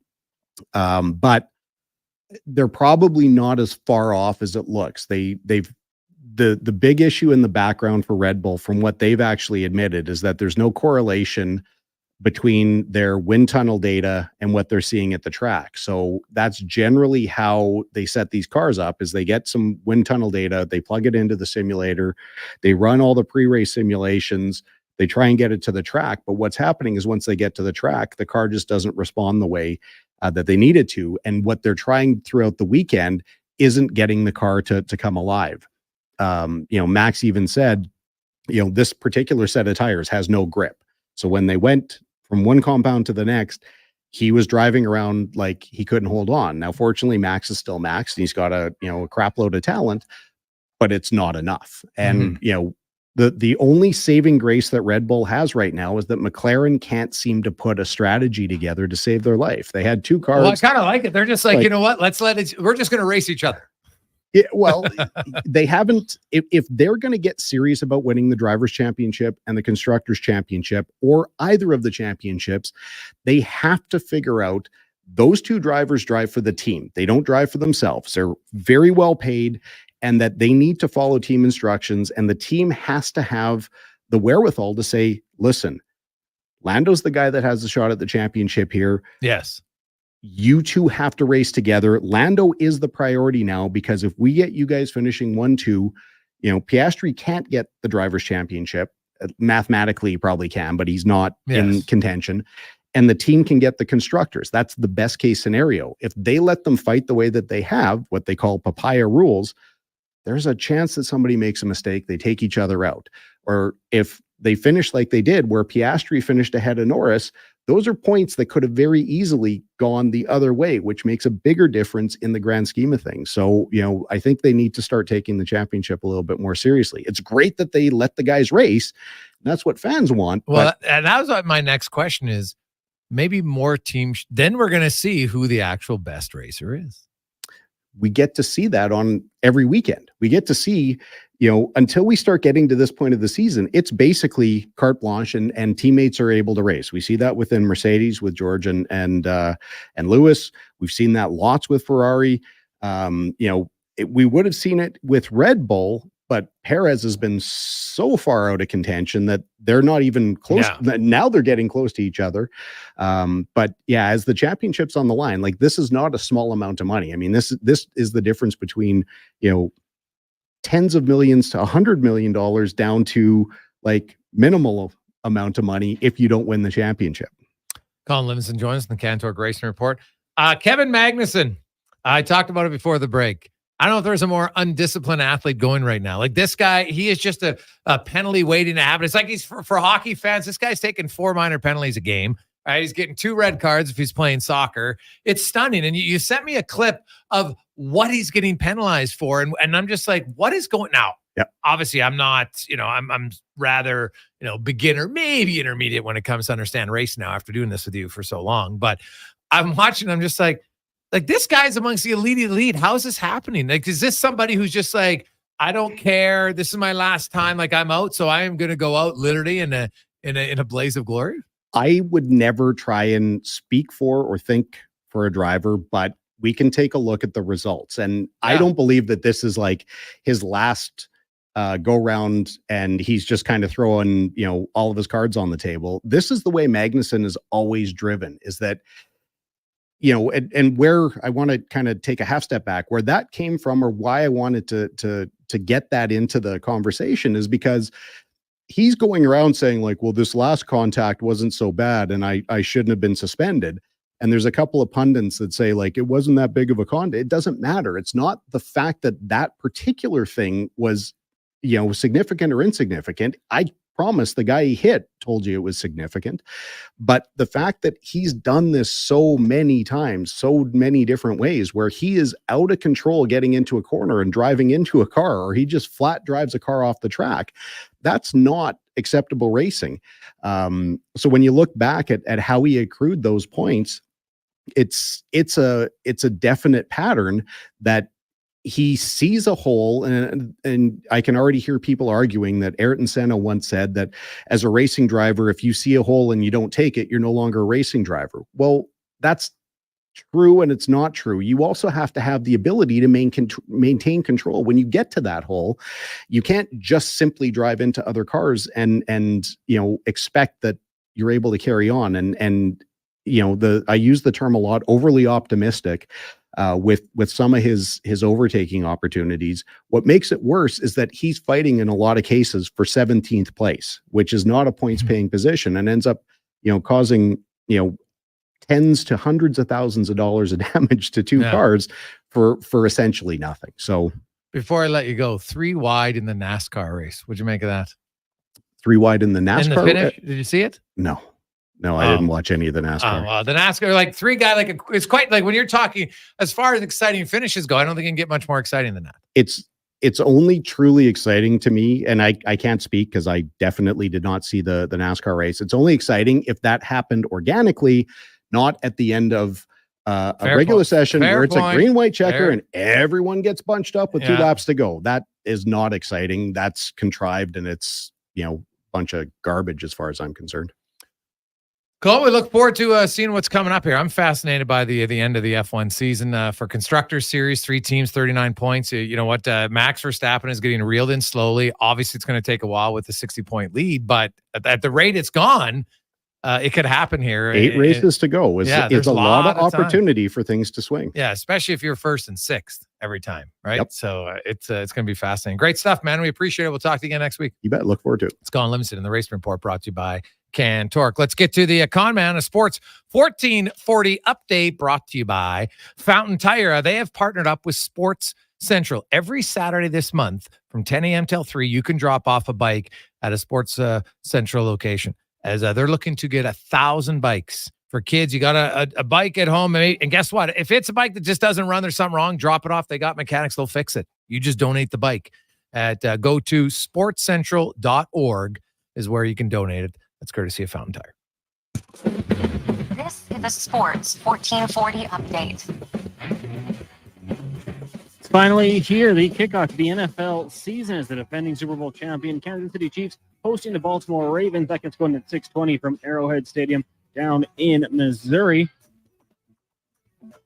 In the NHL, Nikolai Kuhlman is back in Ontario as the Ottawa Senators announced the signing of the former Maple Leaf forward to a PTO. They also announced the signing of defenseman Kalen Addison, also at the PTO level. The Montreal Alouettes announcing today that wide receiver Austin Mack has been placed on the 6-game injured list with an ankle injury he suffered in practice yesterday. The move comes just 1 week into Mack's return to the CFL after he was cut by the Atlanta Falcons on August 13th.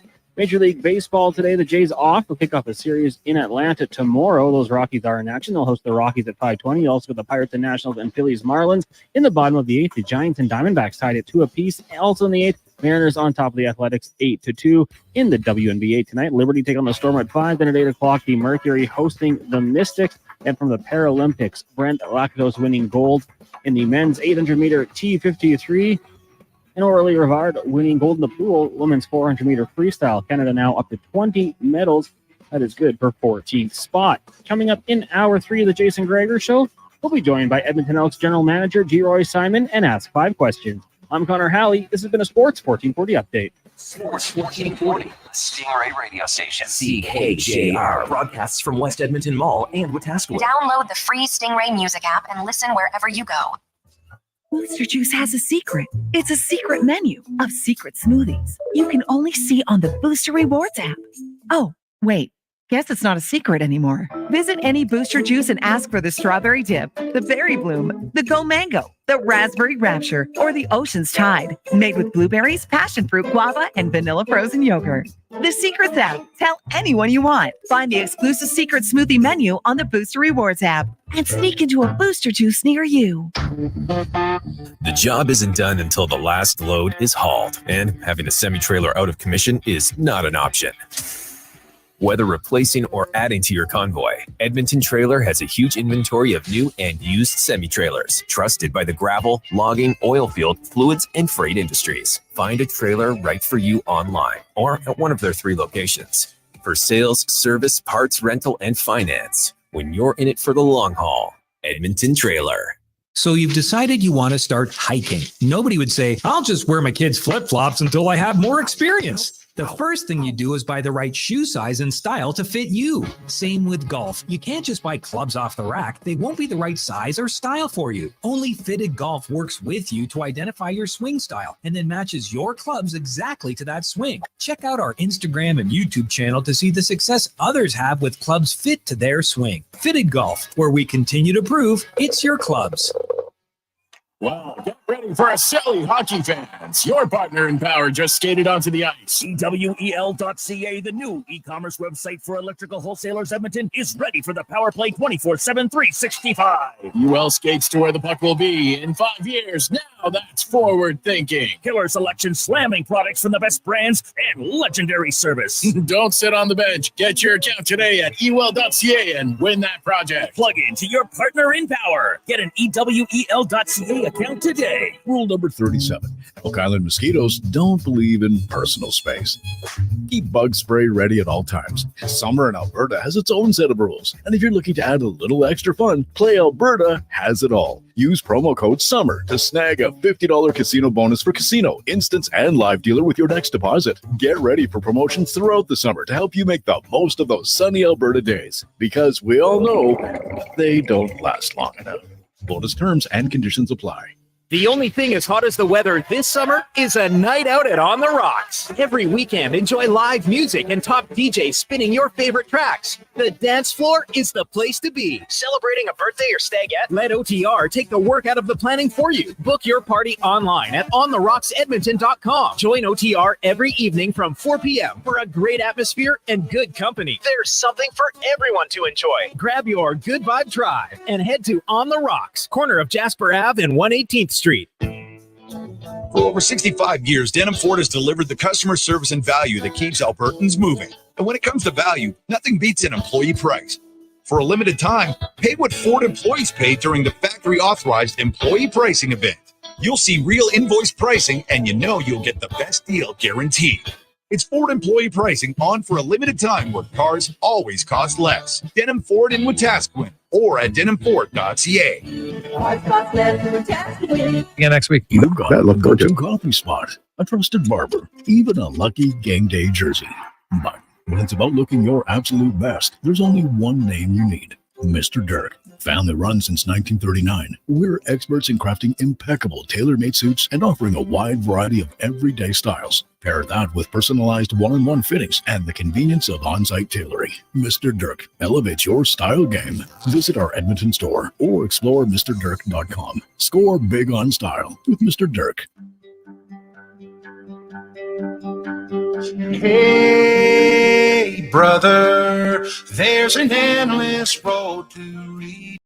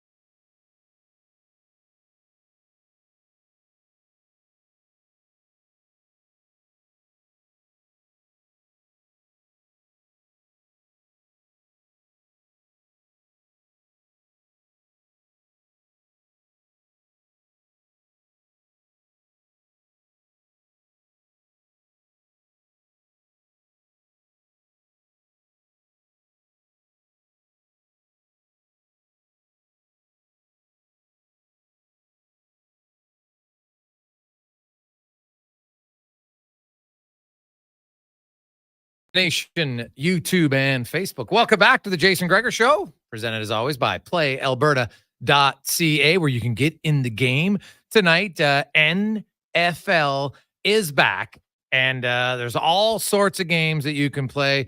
In game tonight, you get bonuses for every touchdown. If you're making a $50 wager, every touchdown gets you a $5 wager at playalberta.ca. So if this is like a 42-35 game, do the math, Con man. That would be 11, be 55 bones right there. So we'll see.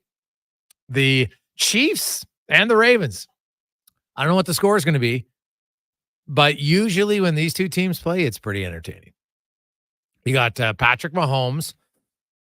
You got Lamar Jackson. They have won 4 of the last 6 MVPs in the NFL. Of course, Mahomes has won the last 2 Super Bowls. Those guys are highly dynamic players. So I think it could be, I'm hoping it's a shootout. Why not? It's the opening game. Everybody knows I am biased towards offense. I'll admit it. Doesn't mean I don't respect defense. But if I'm watching them sitting at home, give me some points, baby. Give me some points. That's what I want to see. So hopefully it happens tonight. And then they're playing. Am I dreaming? There's a game tomorrow night, is there not?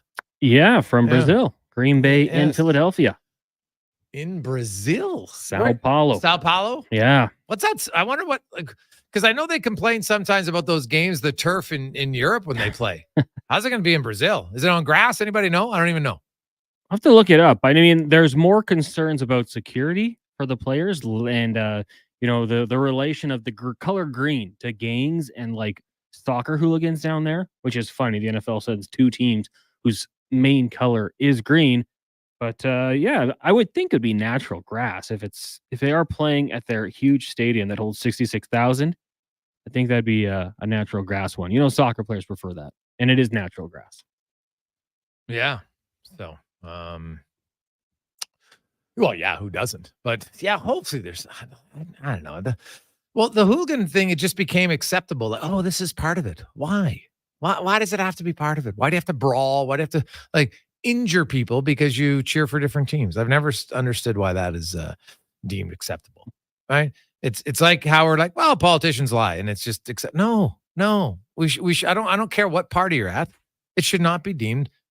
Like every parent out there tells their kids, you'll get, don't lie to me. You tell me what you did, and if it's wrong, okay. When you lie, then it's way worse. Well, but politicians, it's okay. No, it's not. Full stop. I don't care what party you're for. I don't care what party you cheer for. Vote for. It should be unacceptable for all. But I don't know why it's being allowed. It's a weird thing. And, Google it. It's just, it's part of the culture. No. Well, maybe it has been. Doesn't mean it has to be. Maybe you say, you know what? Enough's enough. Try to change it. So, loads of text coming in our eWell inbox, 833-401-1440. Your partner in power since 1976, supplying all the electrical gear you need. That is EWEL.ca.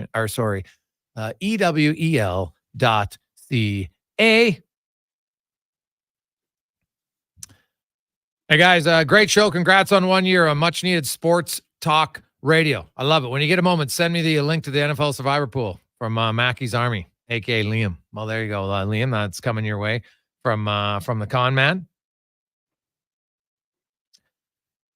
Hey guys, great interview with Stan Bowman. Really enjoyed your questions and his answers. Congratulations on year 1 from Stair Farmer. Hey boys, I have to admit that interview with Bowman gave me so much confidence. Him saying he made a mistake in Chicago by trying to repeat past rosters was a big sigh of relief for me. He seems very forward-thinking and sounds like he's learning through past mistakes from Ontario Momes.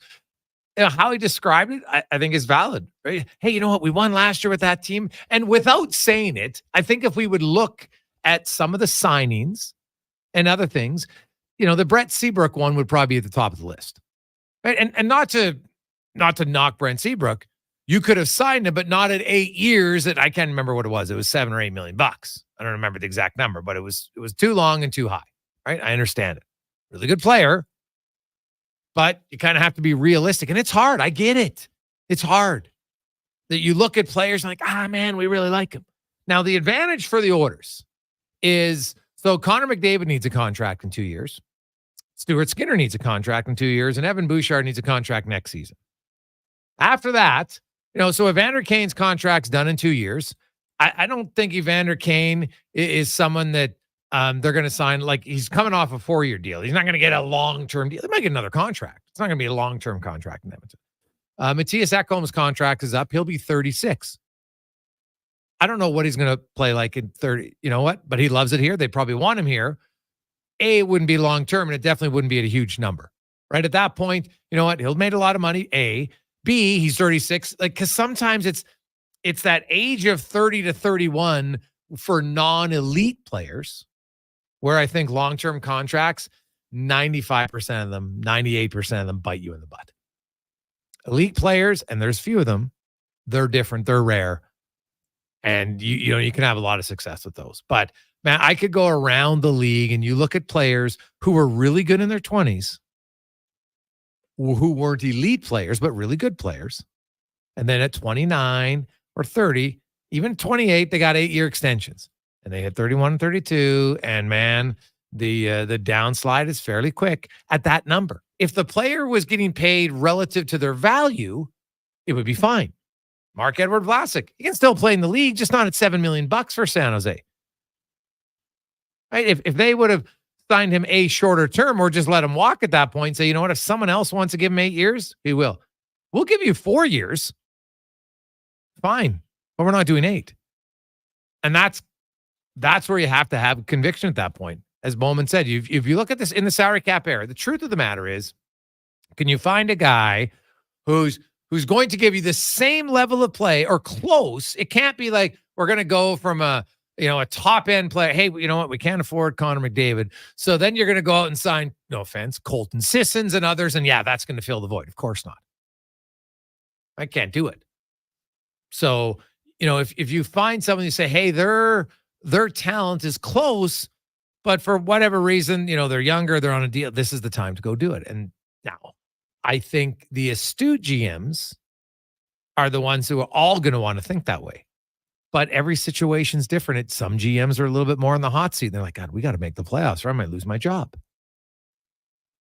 And if that's the case, then maybe you can get a GM who's potentially a little bit desperate, who's like, well, geez, I'll take that veteran guy.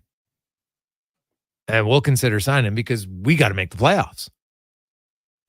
4 or 5 years down the road, right now I'm looking at 1 year down the road to get a job. And that's just the truth. Right now, that's why, at that point, maybe your owners have to step in, but it will be interesting to look at the orders.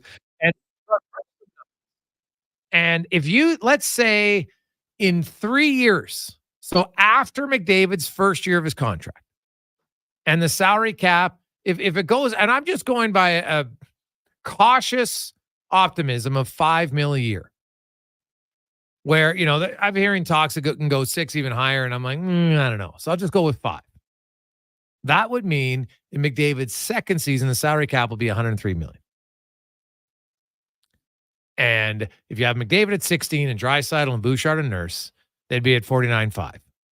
And then they come in at that point at around just under, 48 point whatever percent. Once it gets up to 110 million, then those guys, they're 45% of the cap.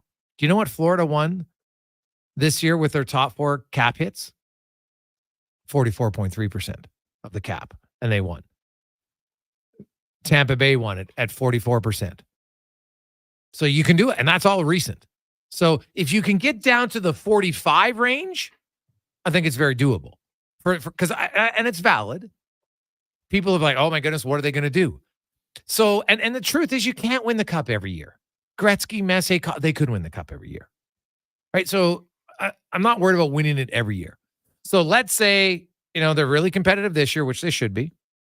Next year, decent. Now, depending on what happens, that first year, McDavid's raising, not because of him, but just because of other situations, it might be a little bit more of a challenge. Okay, fine.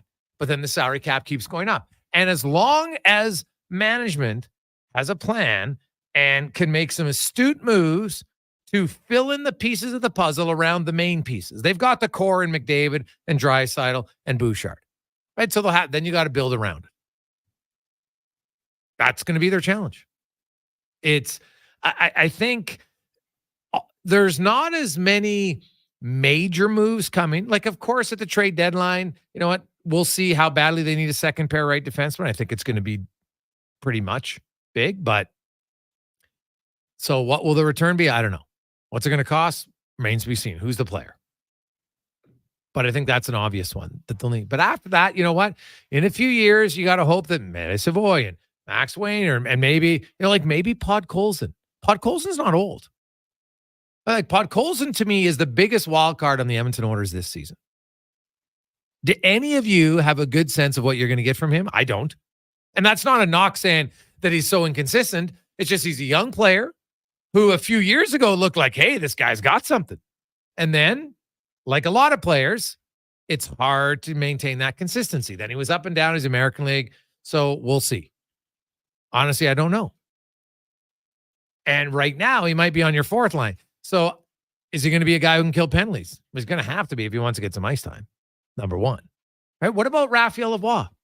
Can Raphael Lavoie carve out a role for himself on this team?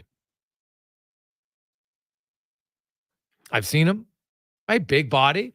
He's got a little abrasiveness to his game. He can shoot the puck. Like, that's the thing. Him and Podkolzin could, if they're running mates, because I don't think Corey Perry's playing all 80 games. If those guys are wingers together at a time for some games, like you got two guys who can really shoot the puck and could potentially be a matchup nightmare for some other teams' fourth line. But I got to see it first. Right? I'm curious. We asked the question earlier. We ranked it. We got a lot of text about 1 to 7 in the NFL.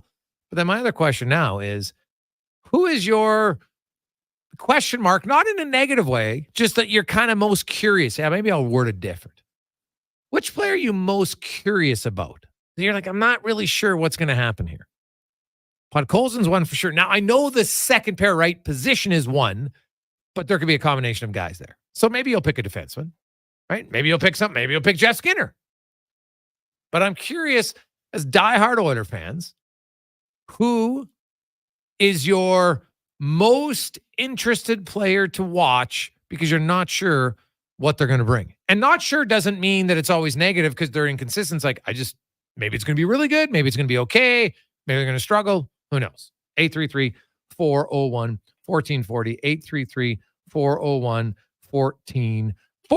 When we return, we'll continue. Another GM joins us, G. Roy Simon, on the Jason Gregor Show, presented by PlayAlberta.ca. What's cracking at Cattail Crossing? Every Friday after 4 p.m., it's 9 and Dine Fridays. Includes golf for two with a power cart at Cattail Crossing and a $50 food voucher at Out of Bounds Restaurant. Only $119.99. Tea times can be booked at cattailcrossing.ca. Jonathan and Murray are friends. Hey, buddy. Hey, buddy. Except when they talk about which stadium is more fun in the summer. Dude, Commonwealth has Elks Fan Park. Tailgating at its finest. But it can't compare to the old ballpark in the River Valley. Riverhawks games are electric. But ask them who makes the best beef jerky in Alberta, and they'll tell you. Wilhauk Beef Jerky. It's the only thing everyone can agree on. So pick some up for your summer pregame snack.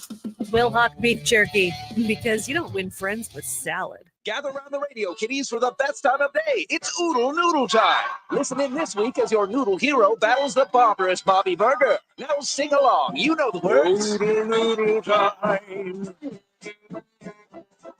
Oodle Noodle time. You know what time it is now. Get up and give me your best Oodle Noodle dance. Your best time of day is Oodle Noodle time. In 100 meters, turn right. Actually, no. Turn left. There's some awesome new breakfast wraps at McDonald's. Really? Yeah. There's the sausage, bacon, and egg. A crispy seasoned chicken one. A spicy and egg. Worth the detour. They sound amazing. Bet they taste amazing, too. Wish I had a mouth. Take your morning into a delicious new direction with McDonald's new breakfast wraps. Add a small premium roast coffee for $1 plus tax. At participating McDonald's restaurants. Ba-da-ba-ba-ba. Ain't it beautiful? There's electricity in the air. Carrie Dahl here for Volvo of Edmonton, where the Volvo XC40 and C40 fully electric vehicle is now in stock, along with a great selection of Volvo T8 hybrid models. Experience the trusted Volvo quality and technology to power into tomorrow at Volvo Cars Edmonton, Canada's only 12-time Volvo Excellence Award winners. Experience the difference. Volvo of Edmonton. Rule number 62, never miss a free pancake breakfast. It's unheard of and frankly a little upsetting. Summer in Alberta has its own set of rules. And if you're looking to add a little extra fun, Play Alberta has it all. Use promo code SUMMER to snag a $50 casino bonus for casino, instance, and live dealer with your next deposit. Get ready for promotions throughout the summer to help you make the most of those sunny Alberta days. Because we all know they don't last long enough. Bonus terms and conditions apply.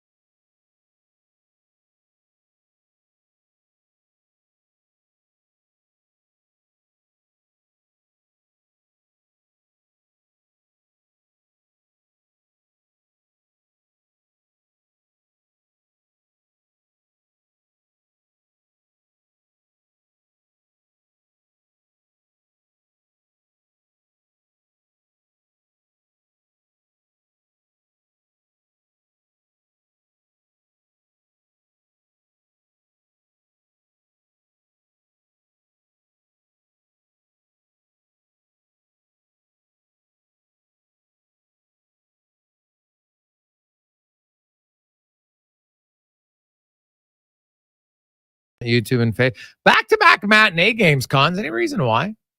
Is there a reason, like usually that you'll play the matinee game and then you're traveling the next day? Is there a reason why the Jays are going back-to-back matinees in the middle of the week? Jays are off today. Oh, is that a replay of yesterday's game I'm watching? Yeah, What you're getting the yesterday's game. hell? They're traveling to Atlanta geez. for a weekend. Oh, Yeah. okay, there you go. Well, see, I had the sound off and I'm not really paying attention, but I just looked up and I was like, oh, why are the Jays playing again? So, well, there, that would answer my question. What an idiot. Let's get to the football report brought to you by Legacy Heating and Cooling, where the rates never change. If all of a sudden your AC conks out, furnace done, overnight, weekend, call them. They'll come fix it. No overtime charge. That's how you build a legacy at legacyheating.ca. GM of the surging Edmonton Elks, G-Roy Simon, joins us. G-Roy, welcome back to the show. How you doing? I'm great. How's it going, guys? Well, things are well, G-Roy. I have to think since the last time I talked to you, things couldn't have gone any better, really. I guess other than if you won that game in Montreal, which was a really close game. But your team has played incredibly well as of late. Is it too simple as saying that, winning just relaxes everyone and all of a sudden there was fewer key mistakes at key times and the team started playing up to their capabilities? Or was there other things at play? Trey Ford coming in, gave a big boost to the team. What do you feel really changed over the last 5 weeks for your club? I think it was a number of different things. The way we, obviously Trey gave us a boost and confidence and gave us a different dynamic on offense and gave us a jump start. I think the way we practice, I think the messaging from Jarius and the other coaching and the rest of the coaching staff, we're not beating these guys up in practice as much as they used to be. So they're going into games fresher.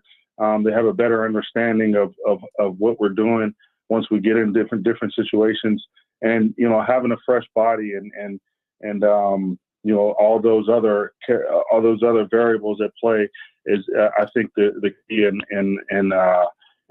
recent success. So did you and Jarius Jackson have a conversation about lowering the workload or the time of your practices?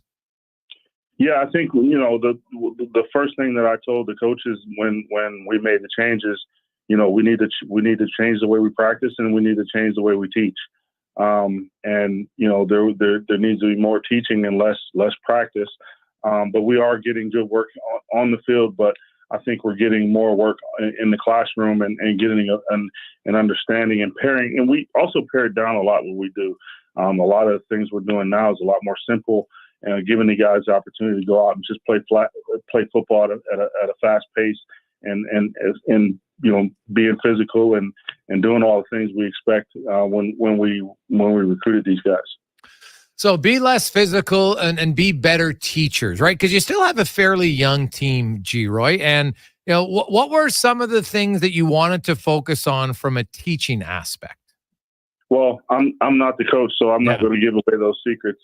But just it's just more teaching and less physically on the body in preparation, giving the guys the opportunity to be fresh going into games and being able to finish games in the fourth quarter. Looking at and you've played in the league a long time, right? I don't know how often you would play back to back against the same team. I'm sure you've done it. BC was not always involved in the Labor Day rivalries for many years, of course. So you weren't there. But this is one where historically it's really hard. It doesn't matter. What's great about Labor Day, you can have a 2-14 or 2-10 team beat the 10-1 team in Calgary and Edmonton. Everybody gets up for that game. It's like a college rivalry game and everybody's more amped up into it. So from your vantage point, G-Roy, the challenge of sweeping in back-to-back against the same team, what are the keys that you guys are preaching this week to ensure you give yourself the best chance to pull off a rare sweep? I think the biggest message we're giving our players is, essentially every game is really important.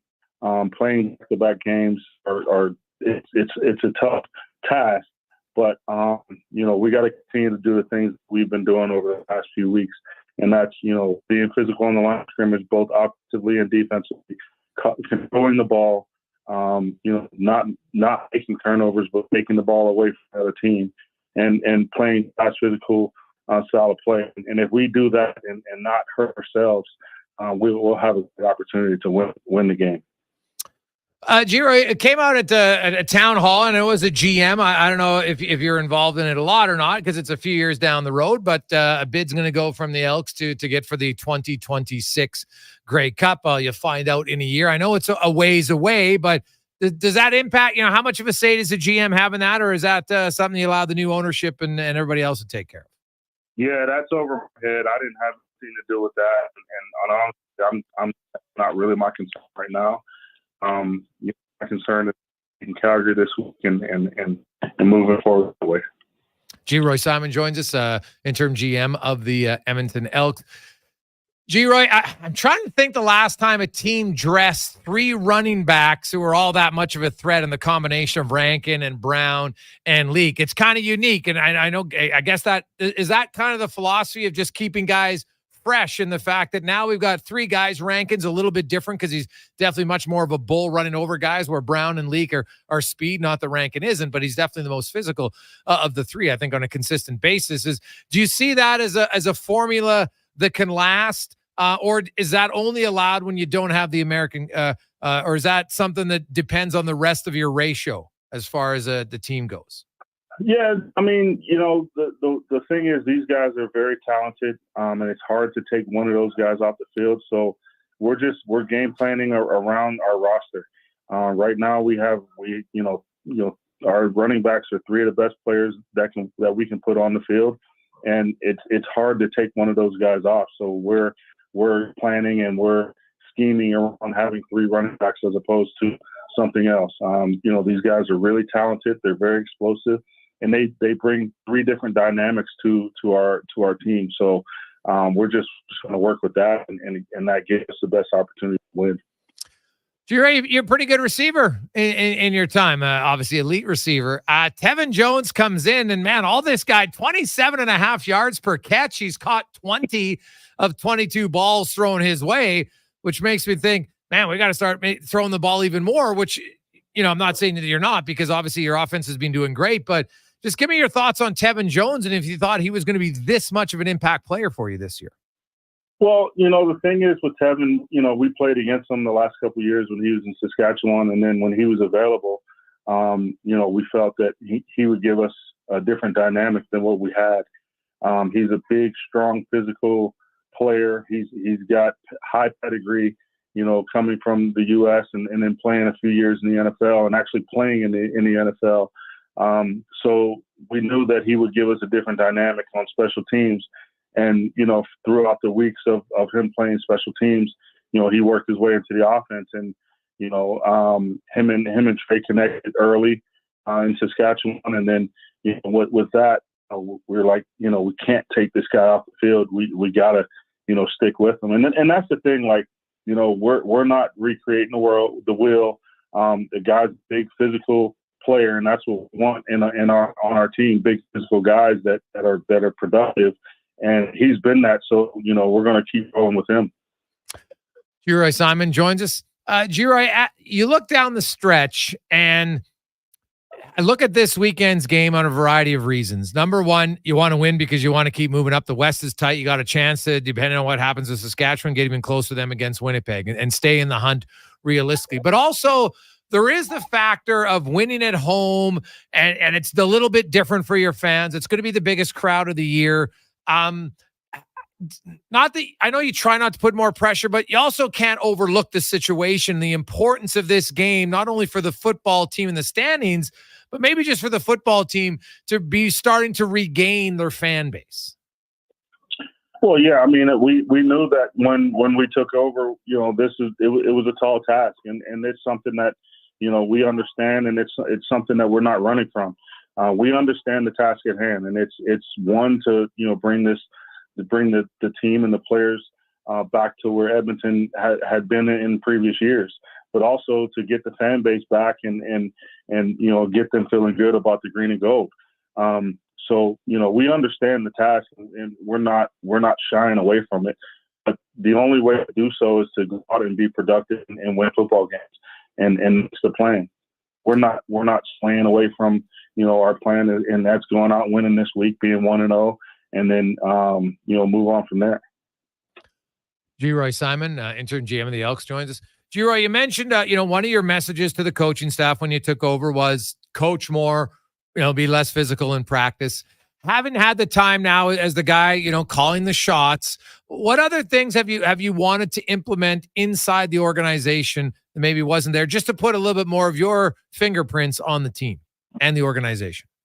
Well, for me, I'm a big relationship guy. I'm big on relationships, and that's something that's important to me. You're going to get the best out of players and staff members when they know that you care about them. So for me, it's something that I've done over the last 2.5 years, and that's building relationships with not only staff in the building on the business side, the equipment room, in the training room, also the players. They have to understand that, yes, we all have a job to do, and this is a business, but at the same time, we can have a relationship where I need to know things that are going on with the player or staff member outside of here to help them be the most productive person and player and employee that they can be. So for me, it's about, being a good person, building relationships, building lasting relationships, because I'm about continuity. I'm about, having a positive mindset and giving a positive message. So, getting to know people, who they are, where they come from, what they stand for, and, building this thing organically to make sure that we can do this for a long time moving forward. G-Roy, continued success. Enjoy the second half of the Labor Day Classic on Saturday, and hope you make a long run to the playoffs. Good luck. Thank you so much. I appreciate it. Have a great day. That's G-Roy Simon, intern GM of the Elks. They're rolling. So, coach more, less physical toll in practice, be fresher. That's one. It's one thing that's changed. Obviously, Trey Ford came in. I think he really gave the team a boost when they needed it. I think in a sense, Trey Ford's play has forced Bethel Thompson to come in and play better. How many interceptions has Bethel Thompson thrown the last few games? How many did he throw in his first few starts? He's throwing one every game, sometimes two. So hey, competition can make you more focused. He's been better. Teams played better. The defense, better. They brought in Dean Faithful. Now he missed a kick in that game against Calgary. And you're just like, oof, it didn't cost him though. But still, that's still the one area where you're like, every time right now when they line up for a field goal, you probably don't have a boatload of confidence. It's just how it is. So it's a good thing that they are the number one ranked offense in the red zone, though. So you don't have to kick as many field goals. Come back. We have 5 questions. We'll get to spec later on. Talk a little NFL. It's coming up quick. Ravens and the Chiefs. And we asked you the question. We got some great answers. Which player on the orders is your most intriguing / interesting / curious player to watch and what they're going to do this year? We got a variety of answers. We'll get to those the 5 o'clock hour and more on the Gregor Show, presented by PlayAlberta.ca. Booster Juice has a secret. It's a secret menu of secret smoothies you can only see on the Booster Rewards app. Oh, wait, guess it's not a secret anymore. Visit any Booster Juice and ask for the Ocean's Tide, the Berry Bloom, the Raspberry Rapture, the Strawberry Dip, or the Go Mango. Made with mangoes, pineapple, and yogurt. The Secrets app. Tell anyone you want. Find the exclusive secret smoothie menu on the Booster Rewards app and sneak into a Booster Juice near you. Teach Calgary their ABCs at the Labor Day rematch. Your Edmonton Elks face the Calgary Stampeders on Saturday, September 7th at 5 p.m. It's Family Day, presented by Save On Foods. Kids get in free with the purchase of an adult ticket, plus an expanded pregame kids zone. Tickets and more at goelks.com. The job isn't done until the last load is hauled, and having a semi-trailer out of commission is not an option. Whether replacing or adding to your convoy, Edmonton Trailer has a huge inventory of new and used semi-trailers, trusted by the gravel, logging, oil field, fluids, and freight industries. Find a trailer right for you online or at one of their 3 locations. For sales, service, parts, rental, and finance, when you're in it for the long haul, Edmonton Trailer. Now, all sizes of premium roast coffee at McDonald's have a new low price starting at $1 plus tax for a small. It's great if you love great tasting coffee. $1 small premium roast coffee every single day. Must be McCafe. Plus tax at participating restaurants in Canada. Excludes delivery. The Bricks famous tent sale continues with up to 60% off clearance items in the tent and store and up to $1,600 off exclusive tent sale specials. Plus, find incredible deals in every department, like up to 50% off mattresses, up to 25% off bedroom and dining furniture, and up to 30% off sofas. Come on by while the tents are still up and the prices are down. Some exclusions apply. See in-store for details. The Brick, saving you more. Neither snow nor rain nor heat nor gloom of night stays these fine folks from the swift completion of their appointed work, or something like that. They're the fine folks at GS Construction, and they do like to do their job, which could be infrastructure rehabilitation, water and drainage solutions, land development, general contracting, and dedicated maintenance and emergency repairs. Interested in working for such a fine outfit? GS Construction is always on the lookout for great workers. Find out more at gsconstruction.ca. Rule number 41, never challenge a goose in the Bow Valley. They run this town and they know it. Summer in Alberta has its own set of rules. And if you're looking to add a little extra fun, Play Alberta has it all. Use promo code SUMMER to snag a $50 casino bonus for casino, instants, and live dealer with your next deposit. Get ready for promotions throughout the summer to help you make the most of those sunny Alberta days, because we all know they don't last long enough. Bonus terms and conditions apply. Experience more at the Edmonton Expo Centre. Come for Canada's largest trade show, the biggest names in entertainment, exhilarating sporting events, and more. Stay for the experience. But it doesn't end there. Maximize your brand exposure with Edmonton Expo Centre's new cutting-edge feature screens, spanning Western Canada's largest venue space. Captivate an annual audience of over 1 million visitors during iconic events like Pro Rodeo, Disney on Ice, Glow, K-Days, and so much more. To learn more, call 780-660-0514 or visit EdmontonExpoCenter.com today.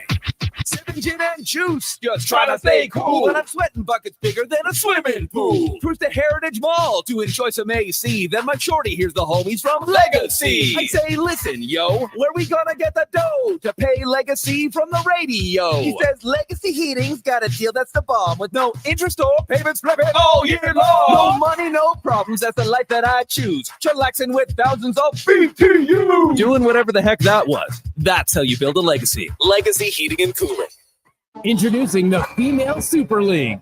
Female hockey is on the rise with more women playing the game than ever. Join us as we pave the way for the future of women's hockey. The FSL is more than a game. It's a movement and an experience for the motivated female athlete. Teams will compete in a showcase-style format featuring consistent interprovincial competition. Come be part of the journey as the 2024-25 season unveils a 12U division, as well as the launch of a groundbreaking progressive body-checking 14U division. For more information, visit FemaleSuperLeague.com.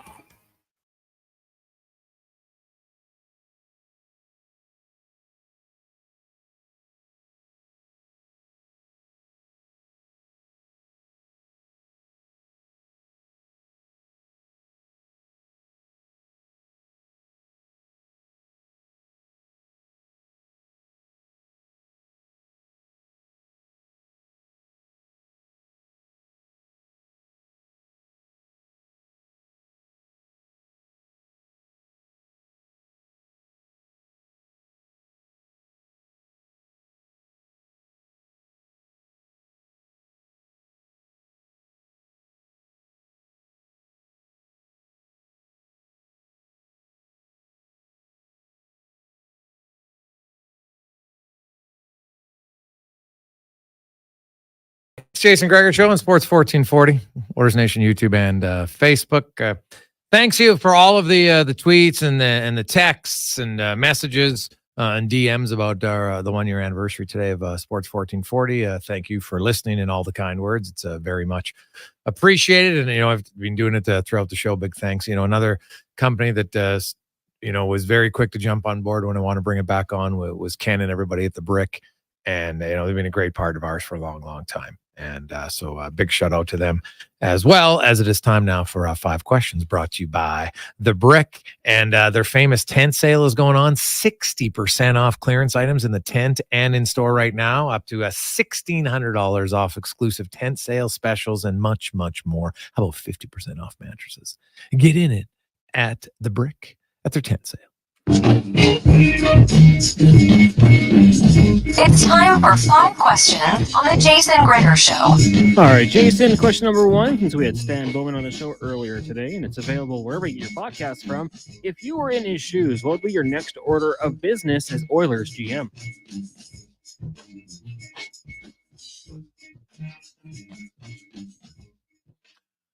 It's a good question, Cons. I would say, well, honestly, I guess a PTO. Like, not sexy, but like I can't really see anything else. The Evan Bouchard contract negotiation is one that, like, I don't think you have to be worried of an offer sheet. Okay, like what are they going to offer him? 14 mil? You know what I mean? Like it's such a high number that. I guess you can always be leery of it. I should take that back, because if you want to get him for 10 and some team offers him 13, it's still only 4 first rounders, right? So yes, so you have to at least be there. Now I shouldn't say that, because he can file for arbitration and then he can't get an offer sheet. So that's there. I knew I was talking myself into the correct answer, but he'll get signed at some point. I'm not too worried about it either. I think he's getting a big deal regardless. So, maybe, and if he struggles, well, then that means you probably got to make a trade anyway. So I think it's PTO, and then you kind of see where your team is as the season progresses. Yeah, I mean, I guess there's not really too much. I was thinking maybe I'm just putting a list together of defensemen I might look to acquire as we approach the deadline. Guys, I'm monitoring, seeing what might happen. Can we fit them in? What's it going to cost? Those sorts of things, because I think right now the roster pretty much set for the most part. Question number 2, just had Elks general manager or interim GM Geroy Simon on this show. Do we have to give his predecessor Chris Jones some credit for the team that he built in Edmonton? And finally, now that we're starting to see what it can do. Good question. I will say, yeah, well, you got to give him credit, sure. Like at anything, he didn't do everything wrong, but there was clearly a few things he did wrong. His refusal to play Trey Ford is inexcusable. It's inexcusable, right? Clearly that was the wrong call, right? They're 0-7. They might have dug themselves a hole that's too deep because they haven't made the playoffs yet. Like if they don't make the playoffs, Cons, this hot streak, all it does is it's really an extra kick in the junk to Elks fans, who's like, well, the team was good enough, but they refused to play the quarterback. Because make no mistake, yeah, Bethel Thompson's played well lately, but this team had no confidence. They couldn't make the big play. And then Trey Ford came in and magically they won games. What else changed? Nothing. Trey Ford changed. Anybody trying to tell me else why, you're clueless. I'm sorry. You're clueless, because that was the major change. Now, practice habits were another thing. But you can give Jones credit. But I would have to look and say, like, how much I remember when he got false credit in 2015, there was lots of people who texted our show and called, oh yeah, Chris Jones was the one who brought in all those players. No, it wasn't. It was Ed Hervey. That was a fact. Chris Jones, GM record, GM and head coach, it doesn't work to do both. So he can get some credit, but he also has to take most of the blame. Yeah, I mean, hey, it probably took a little longer than people had wanted. And if you want to be critical of him as a coach, I totally understand. Made some very questionable decisions, with especially the quarterback, which kind of seemed blindly obvious to all of us. But I'll give him credit. A lot of these guys who we're starting to see make plays are the guys that he did bring in. Like I said, longer than we would have expected, but for the fact of just the players that he brought in this offseason and throughout the season starting to pay dividends, I will give him credit for that. But hey, I don't want to give him too much credit for anything else when it comes to the start of the season. Well, and let's remember, they traded away their first round pick. Well, I shouldn't say trade. They gave up their first round pick next year for Mathis, the receiver, who has in that dispersal draft, where other teams were offering a fourth, right? Because how the dispersal draft is, it's like a bidding thing. And whichever, it's like to put it into terms I think a lot of you can understand, it's like an auction in fantasy, right? Guys on the free agent wire, do you want to pay $1? Do you want to pay $5? I'm going to pay whatever, however fab dollars you have. Well, how it works in that dispersal was you offer, okay, what draft pick are you willing to give up to get it? And the highest one gets it. Well, they gave up a first. I talked to 3 other teams, and they had offered fourth. So a first rounder, like, now, hey, maybe he's going to be really good, but we'll see. Why'd you have to give up that high? Supplemental draft you're talking Yes, here? Yeah, not dispersal draft. Yeah. That's always an interesting with the supplemental draft. Even in the NFL, it's like sometimes it works out, but a lot of the times it's not great. Well, when you have to give up that high of a pick, man, like first round pick in the CFL is pretty valuable. I want to see him on the field. 6'7". Just lob it up there to him. Let's see what he can do. Question number 3 for you. Hearing what we've heard so far, do you think the NFL made a mistake taking their game to Brazil? Go ahead. I do. I think this could have been played elsewhere. And you know what? Sure, it might be a beautiful product and it might look great. In past years, we've seen teams go to London, Germany. They get there, they go out and experience the culture. And with this game, we're hearing stories of teams going in and getting out. The Philadelphia Eagles players have been saying they're not leaving the team hotel. They were advised not to bring family. I don't know if I necessarily like that aspect of it. I'm sure they'll do a great job. Security will be beefed up and there won't be any concerns. But I like when you go to those games and let the players have a little bit of time to explore and have some fun there. This one just seems a little unnecessary to me. It's a reminder that for all the things that you get frustrated about where we live, it's still infinitely safer than lots of other places. So it's money shouldn't, you have enough money in the NFL. Sometimes maybe you could put something ahead of money would probably be my answer to that. Yeah, they see green. That's it. Question number 4. Since the NFL does kick off tonight on North American soil down in Kansas City, who is your pick to meet in the Super Bowl and who is Super Bowl MVP? I think I picked the Chiefs and the Lions. And, geez, I didn't even think of MVP. Like, it's going to be really hard to three-peat. No one's ever done it. So, I guess then I would go with Amon St. Brown. I like it. Yeah, I mean, I feel like a Chiefs-Niners just seems like it's possible, and that's where I was going to go. But I'll switch it up a whole lot. Jets, Lions. Aaron Rodgers, Super Bowl MVP. He stays healthy. The team stays healthy. That defense is legit. And they take down the Lions in the Super Bowl. The unlikeliest of Super Bowls, some might say. Question number 5. 1-year anniversary of Sports 1440. Gregor, do you have a favorite memory from the year 1? Ooh, good question. Favorite memory.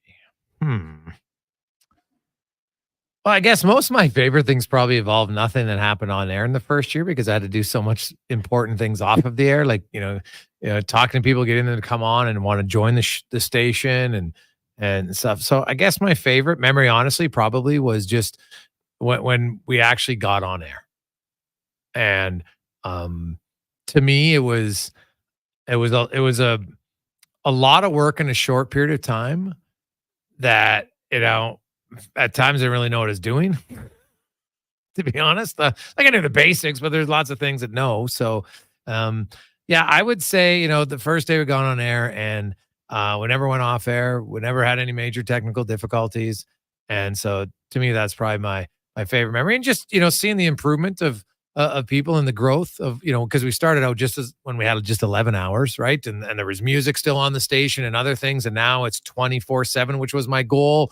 And when I'd communicated it with Stingray, I said, here, this is what has to happen if we're going to have a chance to be successful. Now, it can't all happen tomorrow, but it has to be a progress. And the progress has been there. So that, I guess that would be my favorite memory, is that and so it's not one thing, Con, but it's the progression and how we've added things and we're not completely done yet, but the additions have been really good and timely. You're getting a couple of people texting in the hair.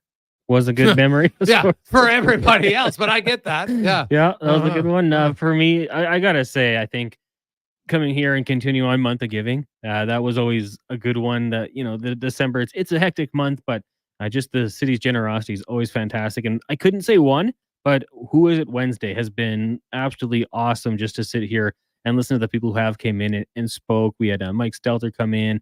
It was fantastic. Dave Nedwin was great, going back to the very beginning. Jeff Jackson, Randy Gregg, whoever we've had come in here. I think Aaron Grimes, Jamin Pelly, whoever it's been has just been so open, sharing all their stories. So Who Is It Wednesday, every Wednesday at 3 for the whole hour. It's been great radio for me just to sit here and take in. So that would be my favorite. Okay, I like it. That's good. Yeah.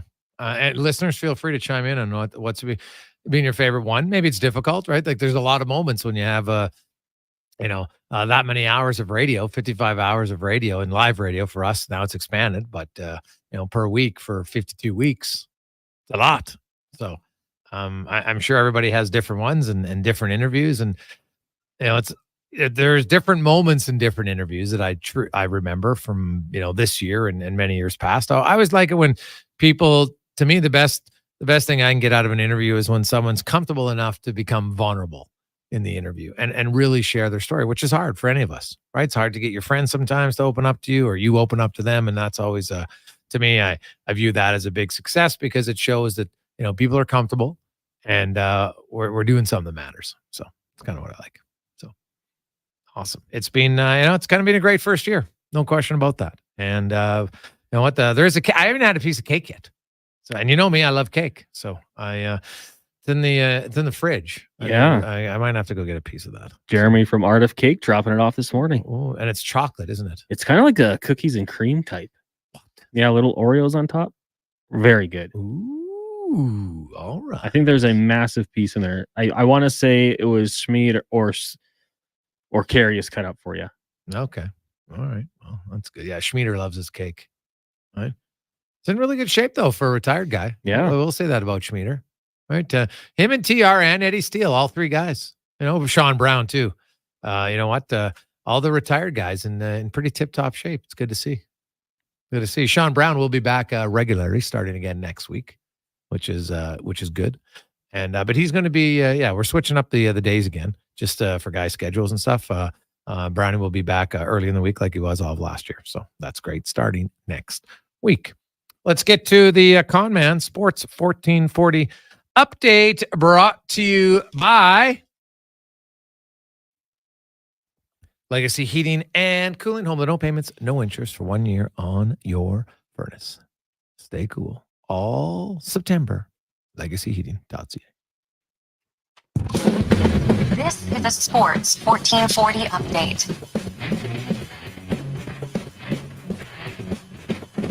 Finally here, the 2024 NFL season gets underway tonight as the defending Super Bowl champion Kansas City Chiefs hosting Lamar Jackson and the Baltimore Ravens. That gets going at 6:20 from Kansas City in the NHL. And by Bolan back in Ontario as the Ottawa Senators announced the signing of the former Maple Leaf forward to a PTO. Also, defenseman Kalen Addison and joining the Sens on a PTO this upcoming camp. The Montreal Alouettes announced today that wide receiver Austin Mack has been placed on the 6-game IL with an ankle injury suffered in practice yesterday. This unfortunate move comes just one game into his return to the CFL after being cut by the Falcons in mid-August.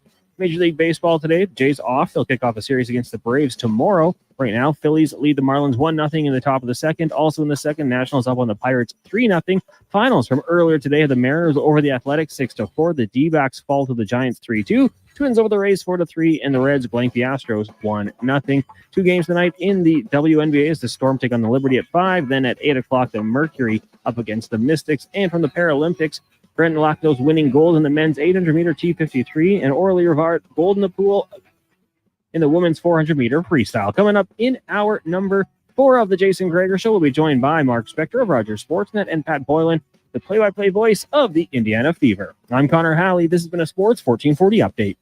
Sports 1440 in West Edmonton Mall and Wetaskiwin. CKJR is a Stingray radio station. Download the free radio player app and listen wherever you go. Rule number 12, not spending the afternoon tubing on the Pembina. Next, you're going to tell us you don't wear flannel. Summer in Alberta has its own set of rules. And if you're looking to add a little extra fun, Play Alberta has it all.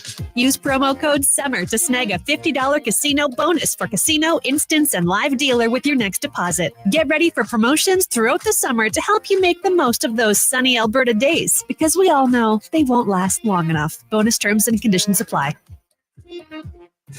The Brick's famous tent sale continues with up to 60% off clearance items in the tent and store and up to $1,600 off exclusive tent sale specials. Plus, find incredible deals in every department, like up to 50% off mattresses, up to 25% off bedroom and dining furniture, and up to 30% off sofas.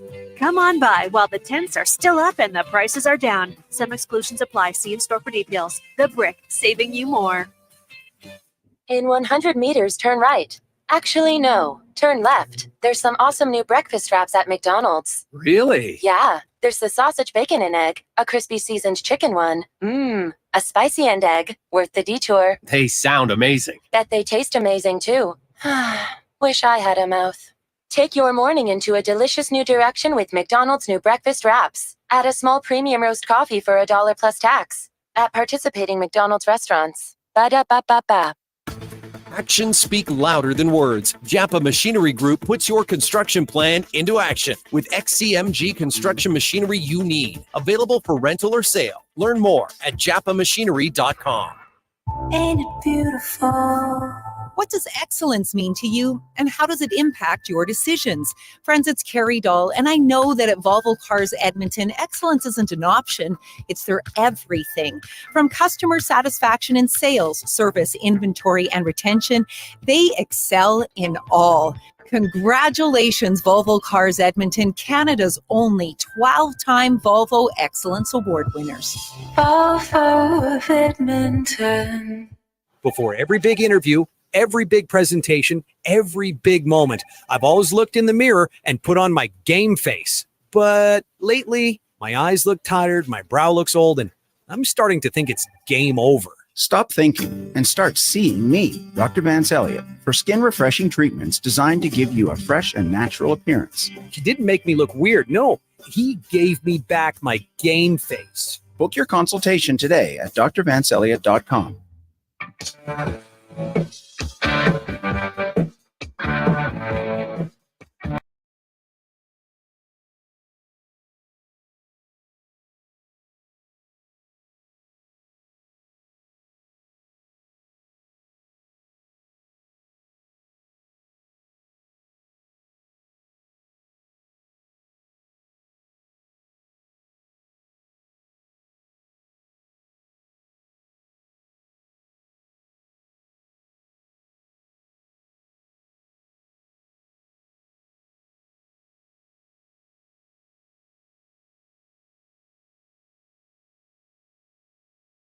Welcome back.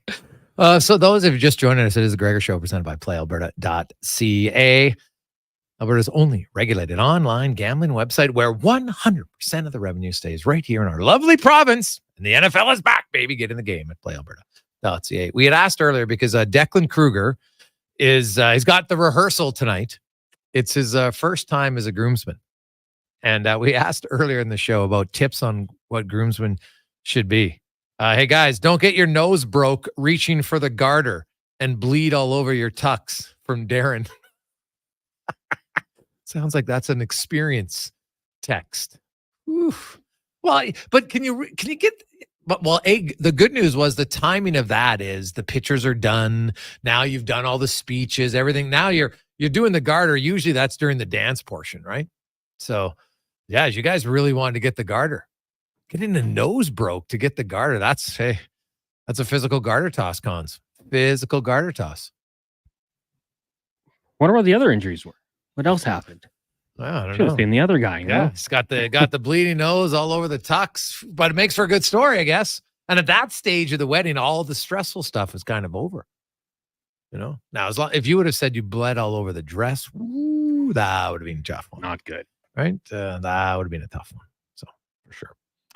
5:07. Let's get to the spec report brought to you by GSC construction. And you know what? When you drive around, you're always like, hey, what's going on? What is GS Construction doing? Well, you know what?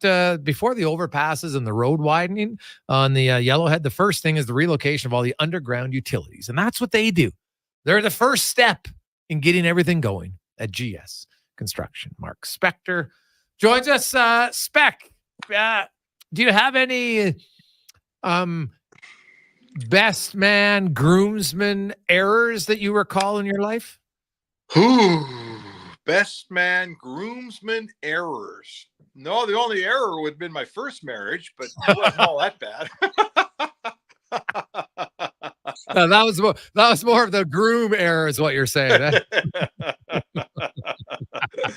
Well, I can't believe that guy busted his nose going for a garter. That's a pretty physical wedding play right there. I like it. Now, Darren said he says from Pinoca, so you know what? Hey, maybe the weddings out there a little physical. You got to get in it. Guys are like, hey, you know what, man? We got to get that garter, man. I got to get off the market.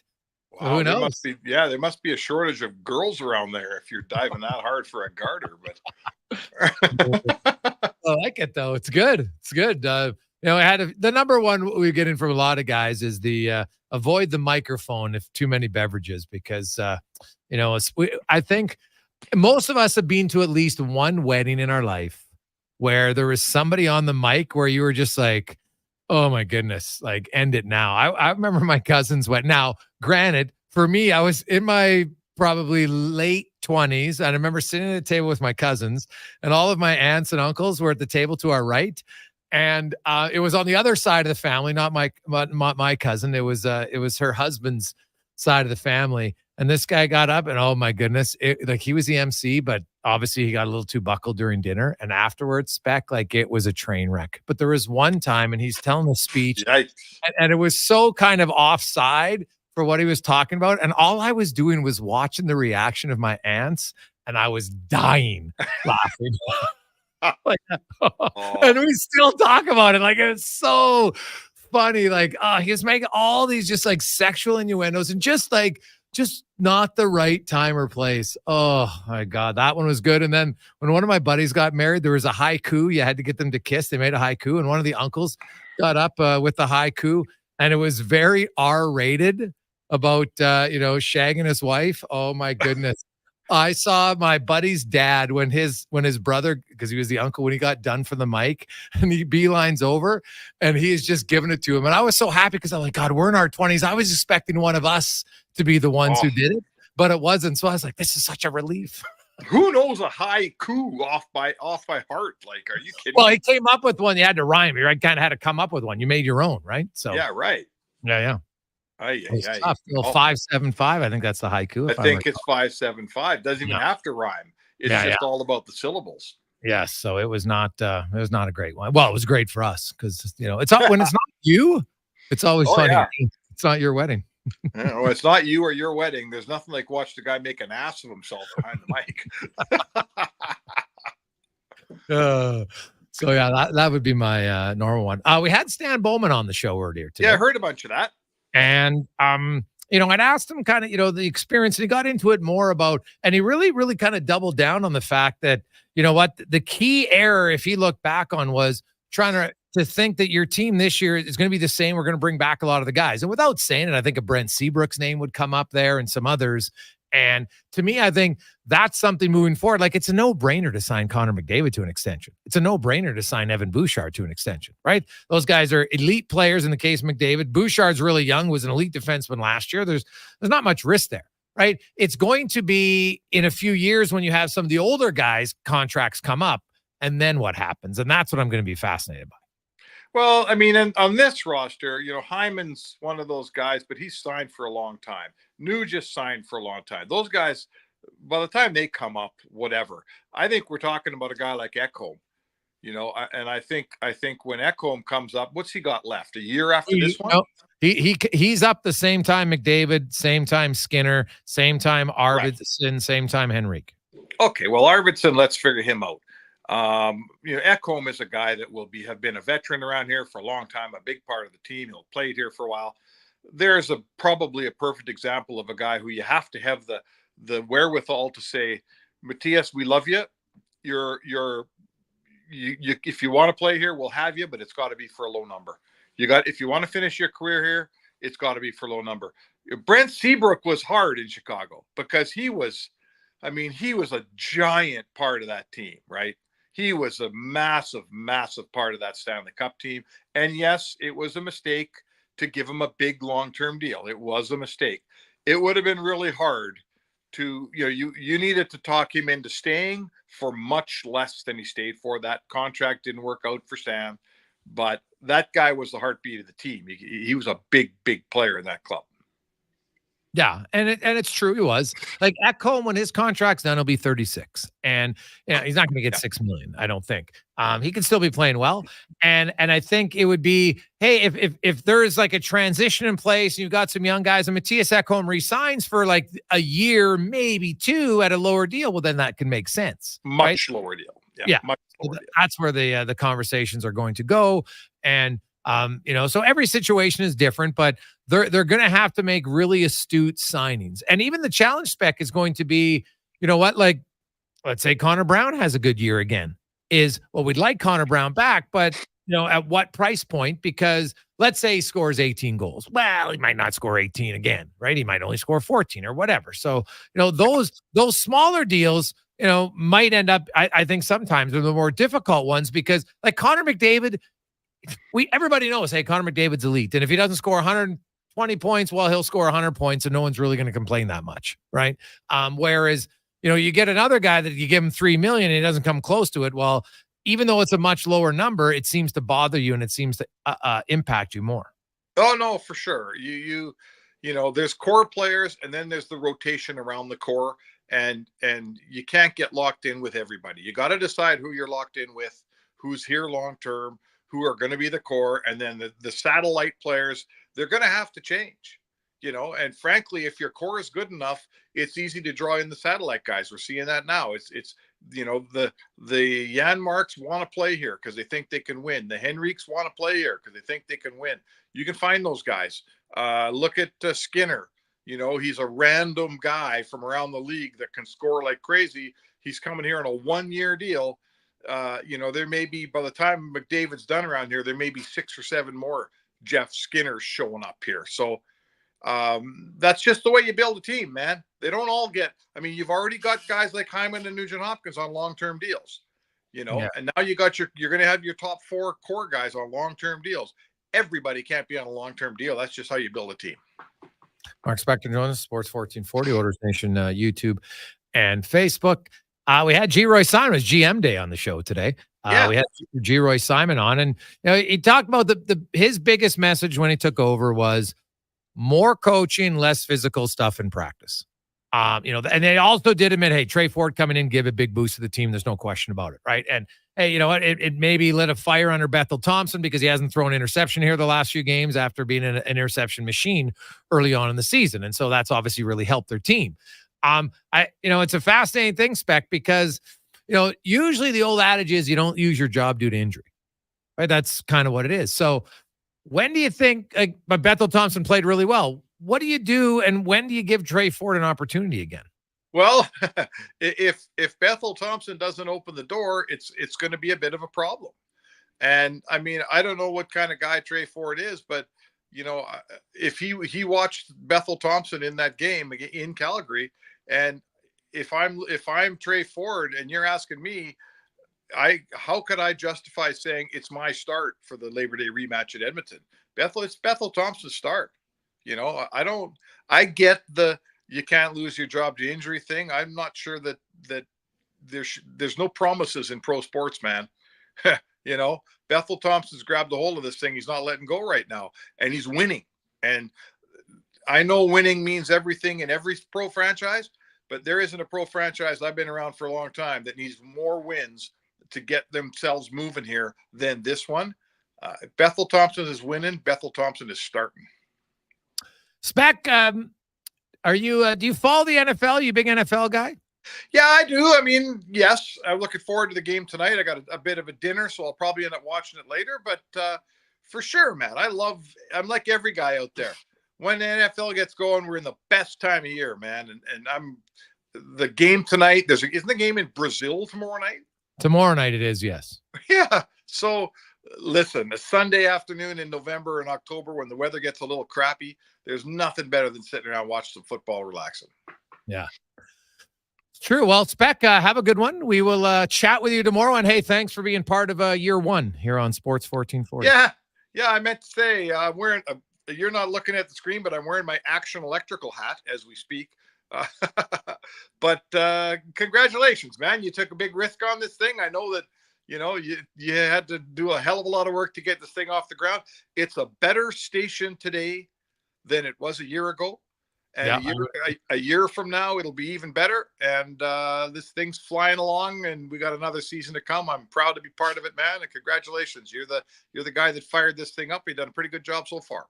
Well, thanks, Beck. I appreciate that, man. And that's a nice hat. That's a championship hat, is what that is. So yeah, when you and I cleaned up at that Action Electrical tournament, that's right. Dominate. Yeah. The Buntings, they're still smarting from that complete ass kicking that day. Oh yeah, well, I mean, they haven't recovered. Dad's doing all right, but the three boys, it's a tough day. I don't know if it's bad enough losing their own tournament, or bad enough losing their own tournament to a couple of stiffs like us. Touche. Mac, have a good one, my man. All right. Thanks. There you go. That's Mark Spector, the Spec Report, brought to you by GS Construction. They're on the field for a warm-up. It's the Chiefs and the Ravens coming up later on tonight in the opening game of the NFL season. The Chiefs looking to become the first team ever to win 3 consecutive Super Bowls. It will be difficult, but it'll be a fun story to watch. Fun story. The Ravens, the number 1 seed in the AFC last year, they're really good. It should be a hell of an opening game. I love that matchup. Like that, you know what? Like you wish, at times I wish the NHL would do it. Like, I know Florida and Edmonton, they only play twice. Why can't you have a rematch of the Stanley Cup final opening night? Why not? Or a rematch of the Eastern Conference final or the Western Conference final. Honestly, I would look at doing those things. I think it would just add a little flair to open up your season. Now, I know this year they're starting in Europe, right, for 2 games, but that's okay, and that's fine. There are different times. They're on the Saturday and the Sunday, I think at like 11 a.m. But, then things get going on Tuesday the 9th, and then the Oilers, of course, the late game of the national broadcast Wednesday at 8 o'clock, the banner-raising night for the Oilers when they take on the Jets. And, hey, Winnipeg's a nice team and everything, but even Vancouver, like a rivalry. Like, I get that the schedule's hard, but come on. You can figure it out. Kick it off with a bang. Like, think about it, Cons, tonight. You got the Ravens and the Chiefs, the 2-time defending champ. Lamar Jackson's the reigning MVP. They're number 1 seed. Like, it's hard to get a bigger game than that. Yeah, I mean, NFL knows what it's doing. They're the reason they're the most watched sport in North America, bringing in the revenue that they are. They don't do dumb things. They give the people what they want to see. They put it on the biggest stage. They put it on its own day. Nothing else is going on. That's why the Shield is number 1. When we come back, somebody who has become number 1 in their sport in a very short period of time and potentially change the complete direction of the league. That next on the Gregor Show, presented by PlayAlberta.ca. Teach Calgary their ABCs at the Labor Day rematch. Your Edmonton Elks face the Calgary Stampeders on Saturday, September 7th at 5 p.m. It's Family Day, presented by Save On Foods. Kids get in free with the purchase of an adult ticket, plus an expanded pregame kids zone. Tickets and more at GoElks.com. Some things just work together. Sticks and pucks, cleats and AstroTurf. Your love for the game and Papa John's passion for better ingredients, better pizza. Nothing pairs with the game like Papa John's. Crafted with signature sauce, toppings, and original fresh dough. They're the champion of pizza. And now you're the champion of winning deals. Just order at papajohns.ca. Use promo code SPORTS20 and score 20% off any regular menu price order. Better ingredients, better pizza. Papa John's. That's SPORTS20. The job isn't done until the last load is hauled, and having a semi-trailer out of commission is not an option. Whether replacing or adding to your convoy, Edmonton Trailer has a huge inventory of new and used semi-trailers, trusted by the gravel, logging, oil field, fluids, and freight industries. Find a trailer right for you online or at one of their 3 locations. For sales, service, parts, rental, and finance, when you're in it for the long haul, Edmonton Trailer. The Brick famous tent sale continues with up to 60% off clearance items in the tent and store and up to $1,600 off exclusive tent sale specials. Plus, find incredible deals in every department, like up to 50% off mattresses, up to 25% off bedroom dining furniture, and up to 30% off sofas. Come on by while the tents are still up and the prices are down. Some exclusions apply. See in-store for details. The Brick, saving you more. Now, all sizes of premium roast coffee at McDonald's have a new low price starting at $1 plus tax for a small. It's great if you love great tasting coffee. $1 small premium roast coffee every single day. Must be McCafe. Plus tax at participating restaurants in Canada. Excludes delivery. Another heroes hiding in plain sight. GS Construction. But who are these supermen and women in hard hats? Why? They're the ones with the power to offer services such as infrastructure rehabilitation, water and drainage solutions, land development, general contracting, and more. And when they're finished doing what they do best, everything is covered and invisible to everyone's eye. So don't look for them in the sky. They're out on the roads and in your neighborhoods. Find out more at gsconstruction.ca.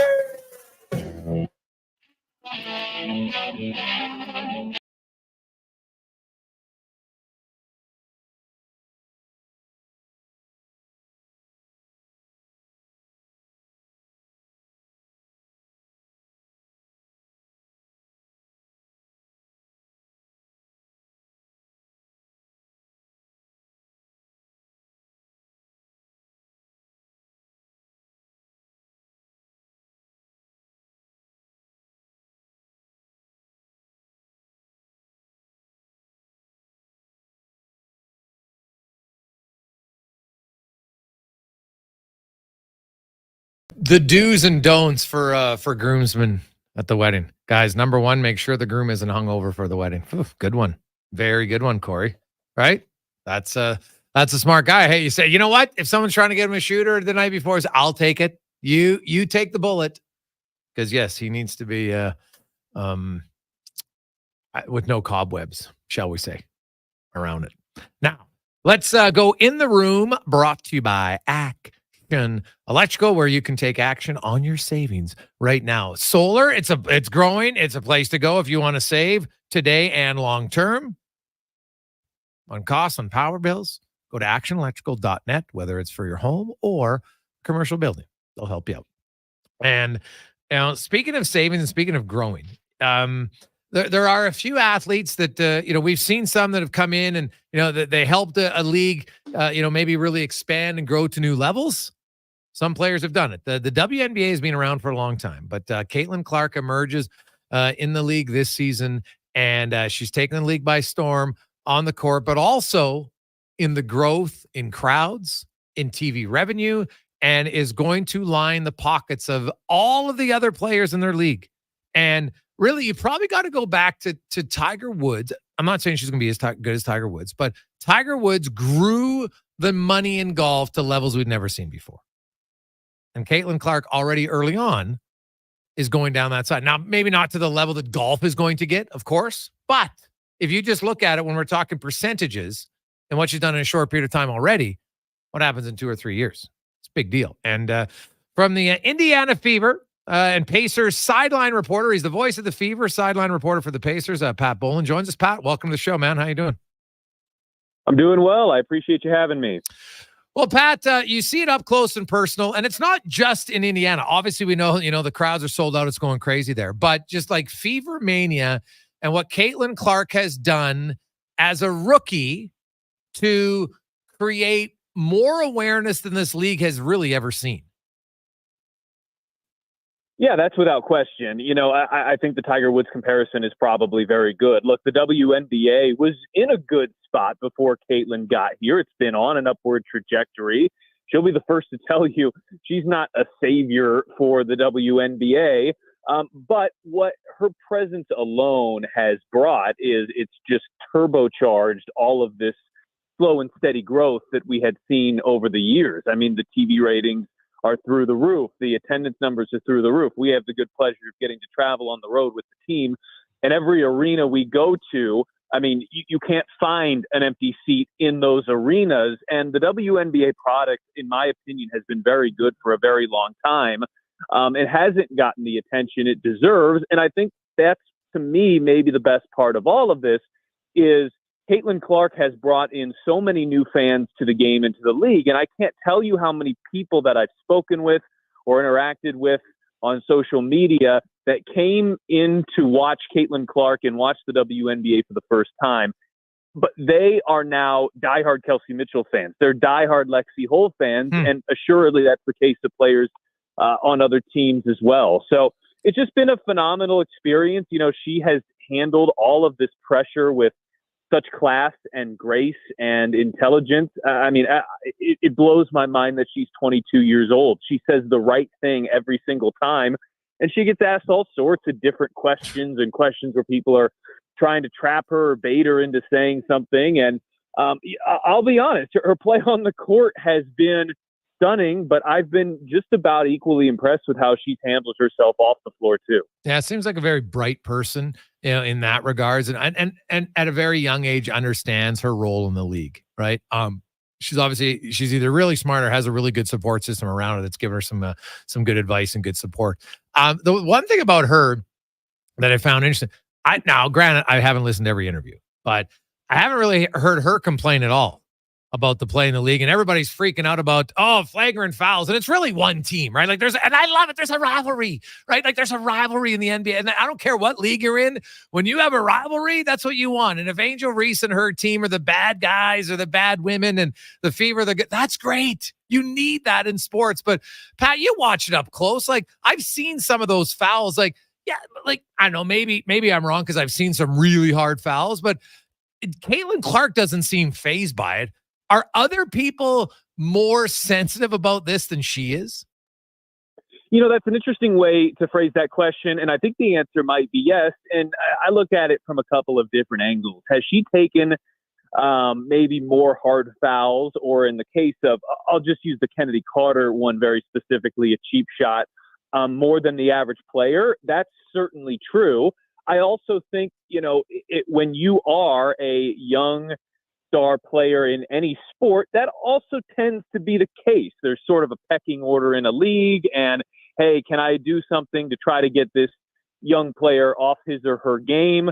So I don't think Caitlin is unique to that, and I don't think she's fazed by it. And I think, you know, kind of one of the interesting dynamics in all of this is she said nothing controversial on the floor. You know, she's gotten a few technicals, but outside of that, she's done nothing controversial. So when controversy from time to time has come up, it's always been, you know, a little perplexing to me, just because she's never done, in my opinion, anything to warrant that. So I tend to think you see a few isolated cases, and then when it happens with Caitlin, and this is, you know, what she brings and what is so great about the audience that comes with her, when an incident does happen, it's got a microscopic lens on it, right? I mean, there's a huge spotlight, and when a play happens and it does involve her, because she's in the spotlight so much, you know, it tends to get more run than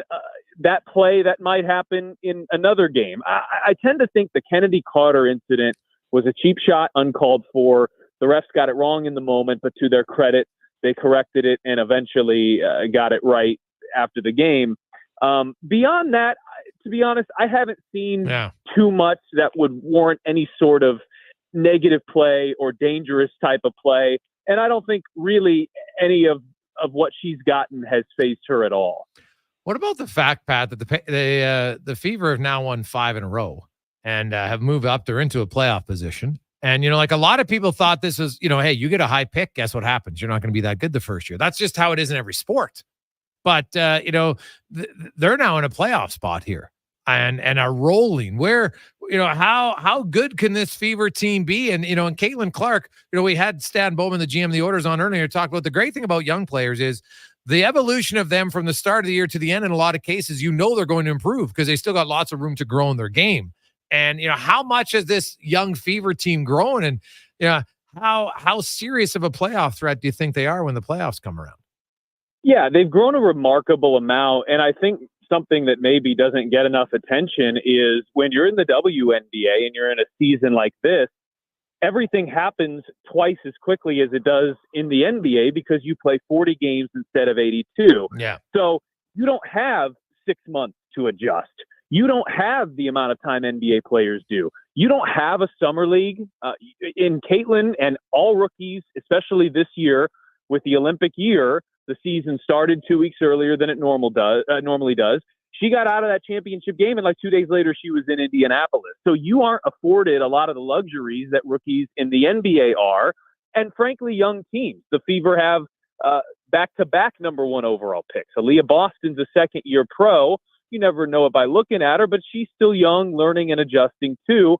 And this team underwent such a drastic style change by bringing Caitlin in, one that, of course, has been far for the better, but that doesn't mean it was easy right out of the gate. And so you had a brand new player playing a completely different style, and you just had, frankly, a horrific early schedule. I mean, you played 11 games in 20 days, and no team had done that, I think, in like 15 years. And you were playing just about every single top team in the WNBA. So this was never going to be a scenario where this team got off to a great start. But once they were able to turn the page on 1-8, and once they turned the page into June, you fairly quickly saw this team start to get their feet underneath them. They were working a lot better together. Caitlin was having more success. Aaliyah Boston was having more success. Kelsey Mitchell too.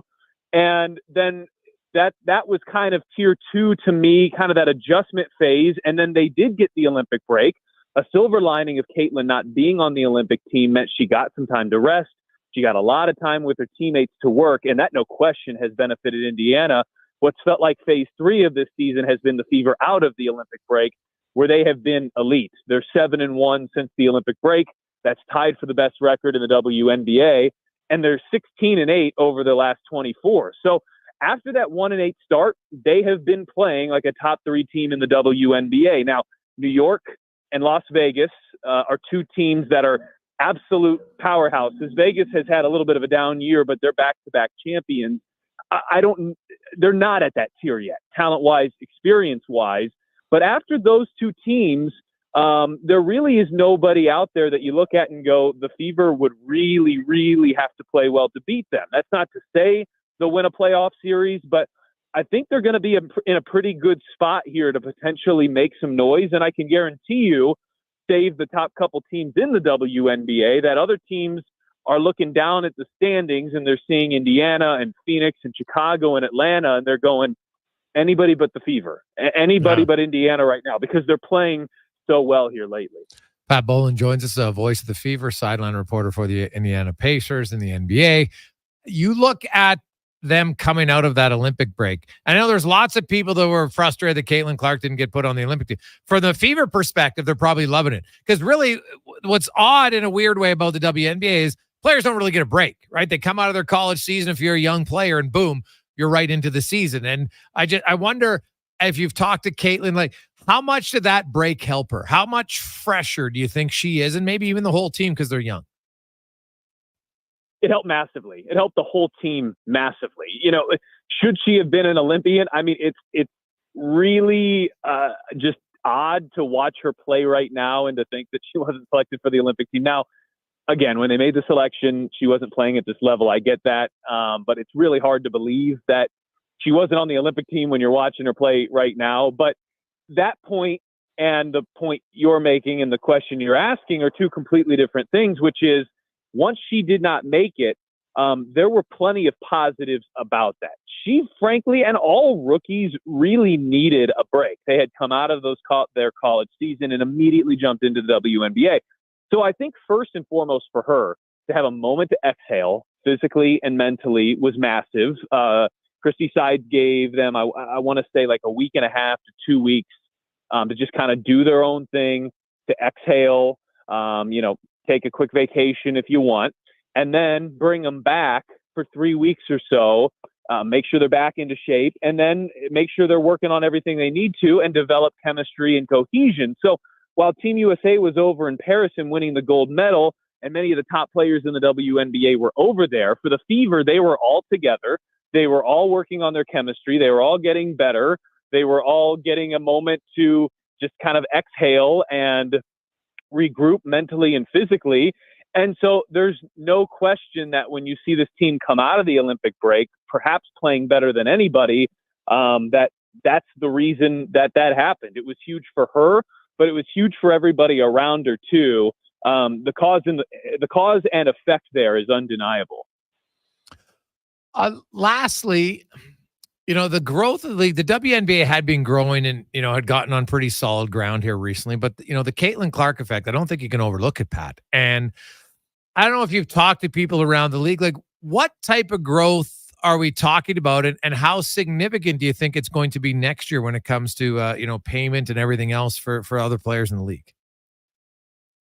It'll be really interesting to watch, and I don't pretend to know near enough about this as somebody that, would be a decision maker as it relates to this. But the new collective bargaining agreement, my understanding, is up relatively soon. And as new TV deals come in and as attendance numbers skyrocket, how does that affect the salary cap? How does that affect the maximum salary? How does that affect the minimum salary for rookies? And as you were discussing as I was coming on, the phrase I think that has been used around Caitlin Clark, at least by me more than anything, is the rising tide lifts all boats. I mean, there is going to be so much more money, and there has been so much more money coming in to the league, and that's going to positively impact everybody. We see it here most dramatically in Indiana. The building is either sold out or within 500 seats or so of selling out every single night.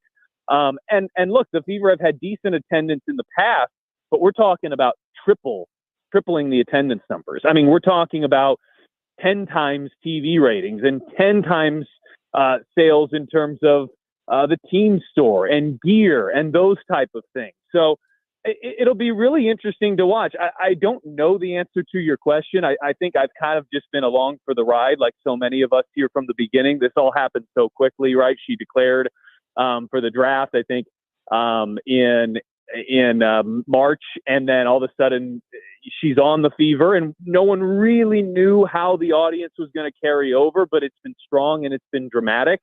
And so I think not only her, but you've got a few players in college basketball right now on the women's side that maybe are not Caitlin Clark level as it relates to what we're discussing here, but have followings behind them and the type of attention and notoriety at a level that outside of the Caitlin Clark division is perhaps higher than we've ever seen ever as well. So my hope would be that the league's at a point in a few years where what Caitlin Clark and her audience has brought is undeniable and has dramatically changed the landscape. But also we're talking about players like Paige Beckers and Juju Watkins and perhaps Hannah Hidalgo and players that maybe are not even in college yet that we don't know about that also have significant followings and are also leading to sold out buildings. And this becomes much, much more of the norm and not just following Caitlin Clark. And right. I think the WNBA has been on the right trajectory for a long time, but I think this is really the beginning of an enormous period of growth. And Caitlin has so much to do with that. But I don't think it's going to be just her. I think the league is in a really good spot to skyrocket here for numerous reasons. But Caitlin has been, of course, the biggest factor in that here so far. And I don't know what it's going to look like, but I am very optimistic that we're just getting started here.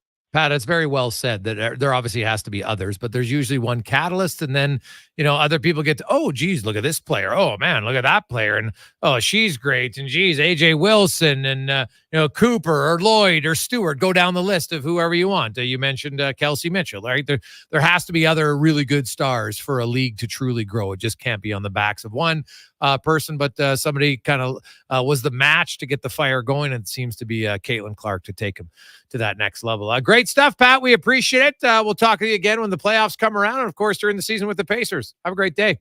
Hey, sounds good. I appreciate you having me. That is Pat Bolan. He's the voice of the Fever, also sideline reporter for the Pacers. And good insight. Right? I love his answer. It's true. Like, I'm reading all the, Caitlin Clark. It's people whining about Caitlin Clark. There's one foul that you're like, okay, you know what? That was a cheap shot. Fine. Now, it wasn't dangerous, but it was a cheap shot. That's it. Like, stop with the, she's not a porcelain doll. She's tough as nails. And guess what? Gretzky took shots. Jordan took shots. That's what happens when you're the best player. You have lots of competitive people, and they're like, man, we got to try to slow her down. That's what happens. Stop acting like because she's a woman, she can't handle it. It's embarrassing. That's coming from women, more women and men. Get real. She's fine. You can tell who the real ones who can handle any sort of physicality are the ones who complain about it. Because she's not complaining about it. She's like, whatever. It's not bothering me. Also laughed when she said to the ref, like, don't talk to us that way. I thought it was great. Quick break and we'll come back. We got some classic groomsmen stories.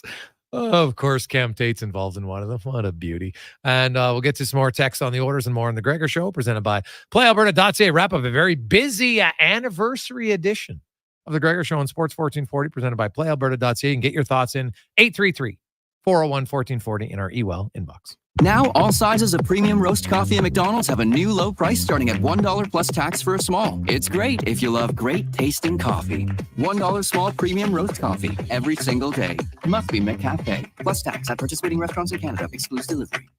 7 gin and juice, just trying to stay cool. When I'm sweating buckets bigger than a swimming pool. Cruise to Heritage Mall to enjoy some AC. Then my shorty hears the homies from Legacy. I say, listen, yo, where we gonna get the dough to pay Legacy from the radio? He says Legacy Heating's got a deal that's the bomb with no interest or payments flipping all year long. No money, no problems. That's the life that I choose. Chillaxing with thousands of BTU. Doing whatever the heck that was. That's how you build a legacy. Legacy Heating and Cooling. We've finished construction of our gamma radiation containment facility. Is it up to code? Is it going to be safe? Sounds like a job for the men and women of Action Electrical. Testing team reporting. We test your commercial operations using tools like infrared to ensure safe operation. Trust us to prevent potential calamity before it strikes. Facing an electrical menace? Call the men and women of Action.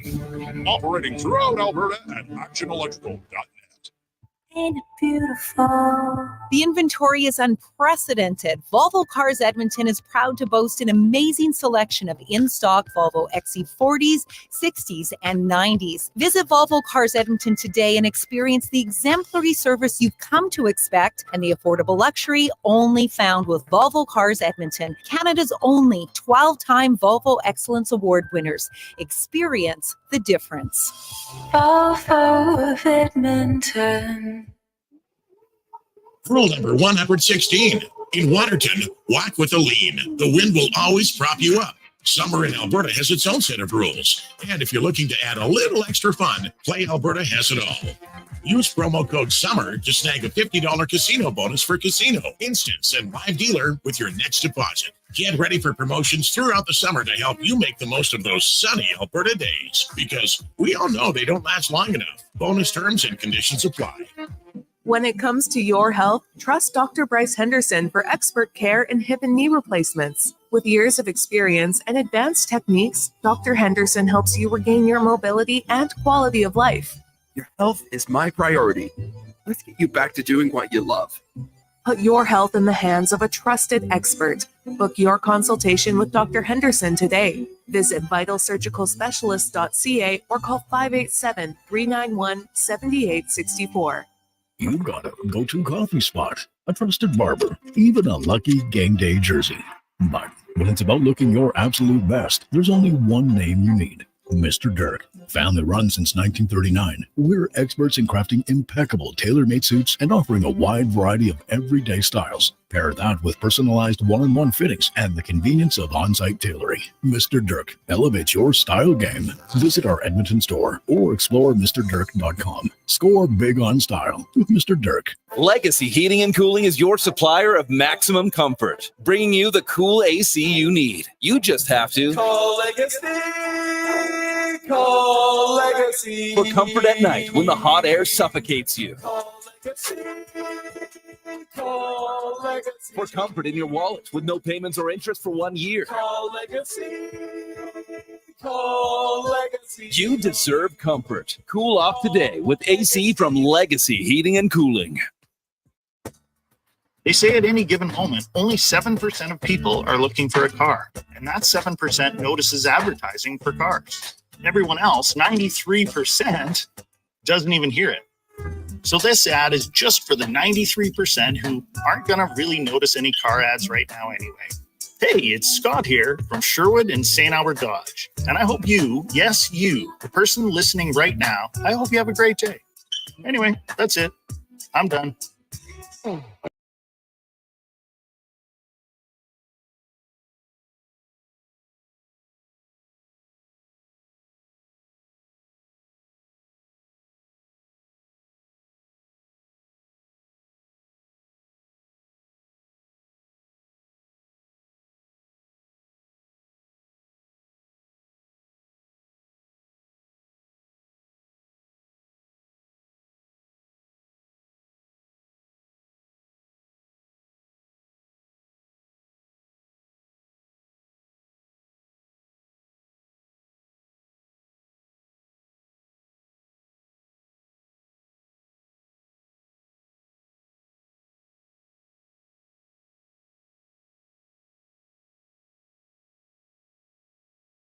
Anniversary edition of the Jason Gregor Show on Sports 1440, playalberta.ca, where you can get in the game. If you like the odds boost, they got all those for the game tonight. Whether it's, you're looking for individual player bets, you can do that as well. Just stay within your limits. Use your GameSense, gamesense.ab.ca. So I asked the question earlier, which Oiler is to you the most interesting that you're going to be watching this season? Guys, I'm most interested in Darnell Nurse, how he plays. I think he knows he has to lock it down this season. That one comes from Morgan.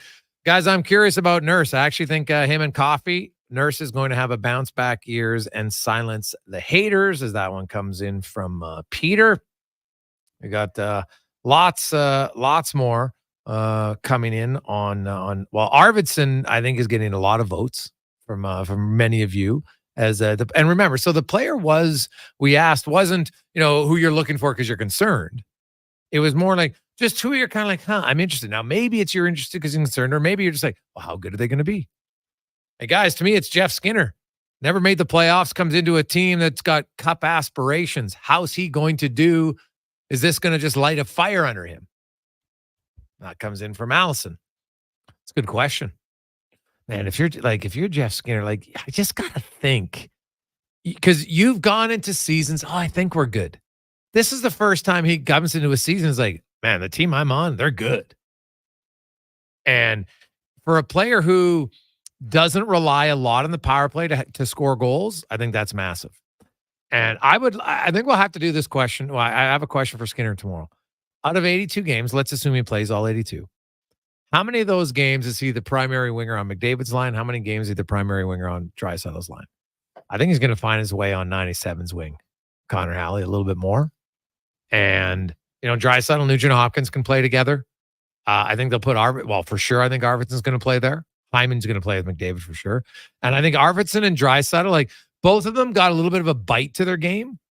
Right? Arvidsson can be a little prick at times. And I mean that in a good way. I think Edmonton definitely needs a little bit more of the jerk factor on the ice, a little bit of the agitator factor. And Arvidsson, he gets in there, man. He digs. He grinds guys around. He can be a pest to play against. I think it's fantastic. I think it's going to work well. And Arvidsson can score from distance a little bit. So, he's playing with arguably the best passer in the game in Draisaitl. So, I'll be curious about those two. And then for me, I said Podkolzin. Because I'm trying, where's he going to fit in? And if there's an injury to one of your skill guys, Connor, Podkolzin's skilled. There's no doubt he has skill. Now, does he have the consistency, which is really hard to find for a lot of players? What makes players good at any level, and really what puts them into greatness, is their ability to be consistent and find their better or best games more often than not. And so far, he hasn't done that. He's young, though. Could just sometimes guys just, it's a breath of fresh air. You come into a new organization. The coach tells you everything he likes about you, and you're like, okay, I'm going to go. But where's he going to play? That's going to be my question. Is he going to play with Adam Henrique? Is it Brown, Janmark, but Brown, Janmark, and Henrique were great as a third line. So I don't know what happens. I could see, I'll say that I think Matthias Janmark can be a regular season fourth liner, but a playoff third liner, which is odd. But that's what I think. What about you, Cons? Who's your guy?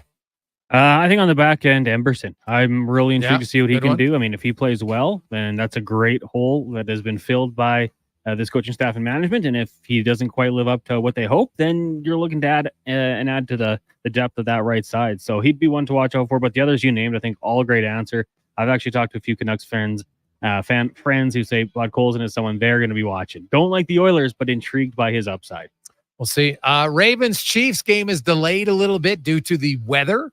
So what's it, about a half-hour delay right now, they're saying, Cons? So we'll see how much longer it'll be. Cons will give you that update right now in a Sports 1440 update brought to you by Ewell. Ewell saying very proud to be part of Sports 1440. Looking forward to another great year. EWEL.ca. Thanks, everybody at Ewell. Have yourselves a wonderful night. Talk to you tomorrow. We're out.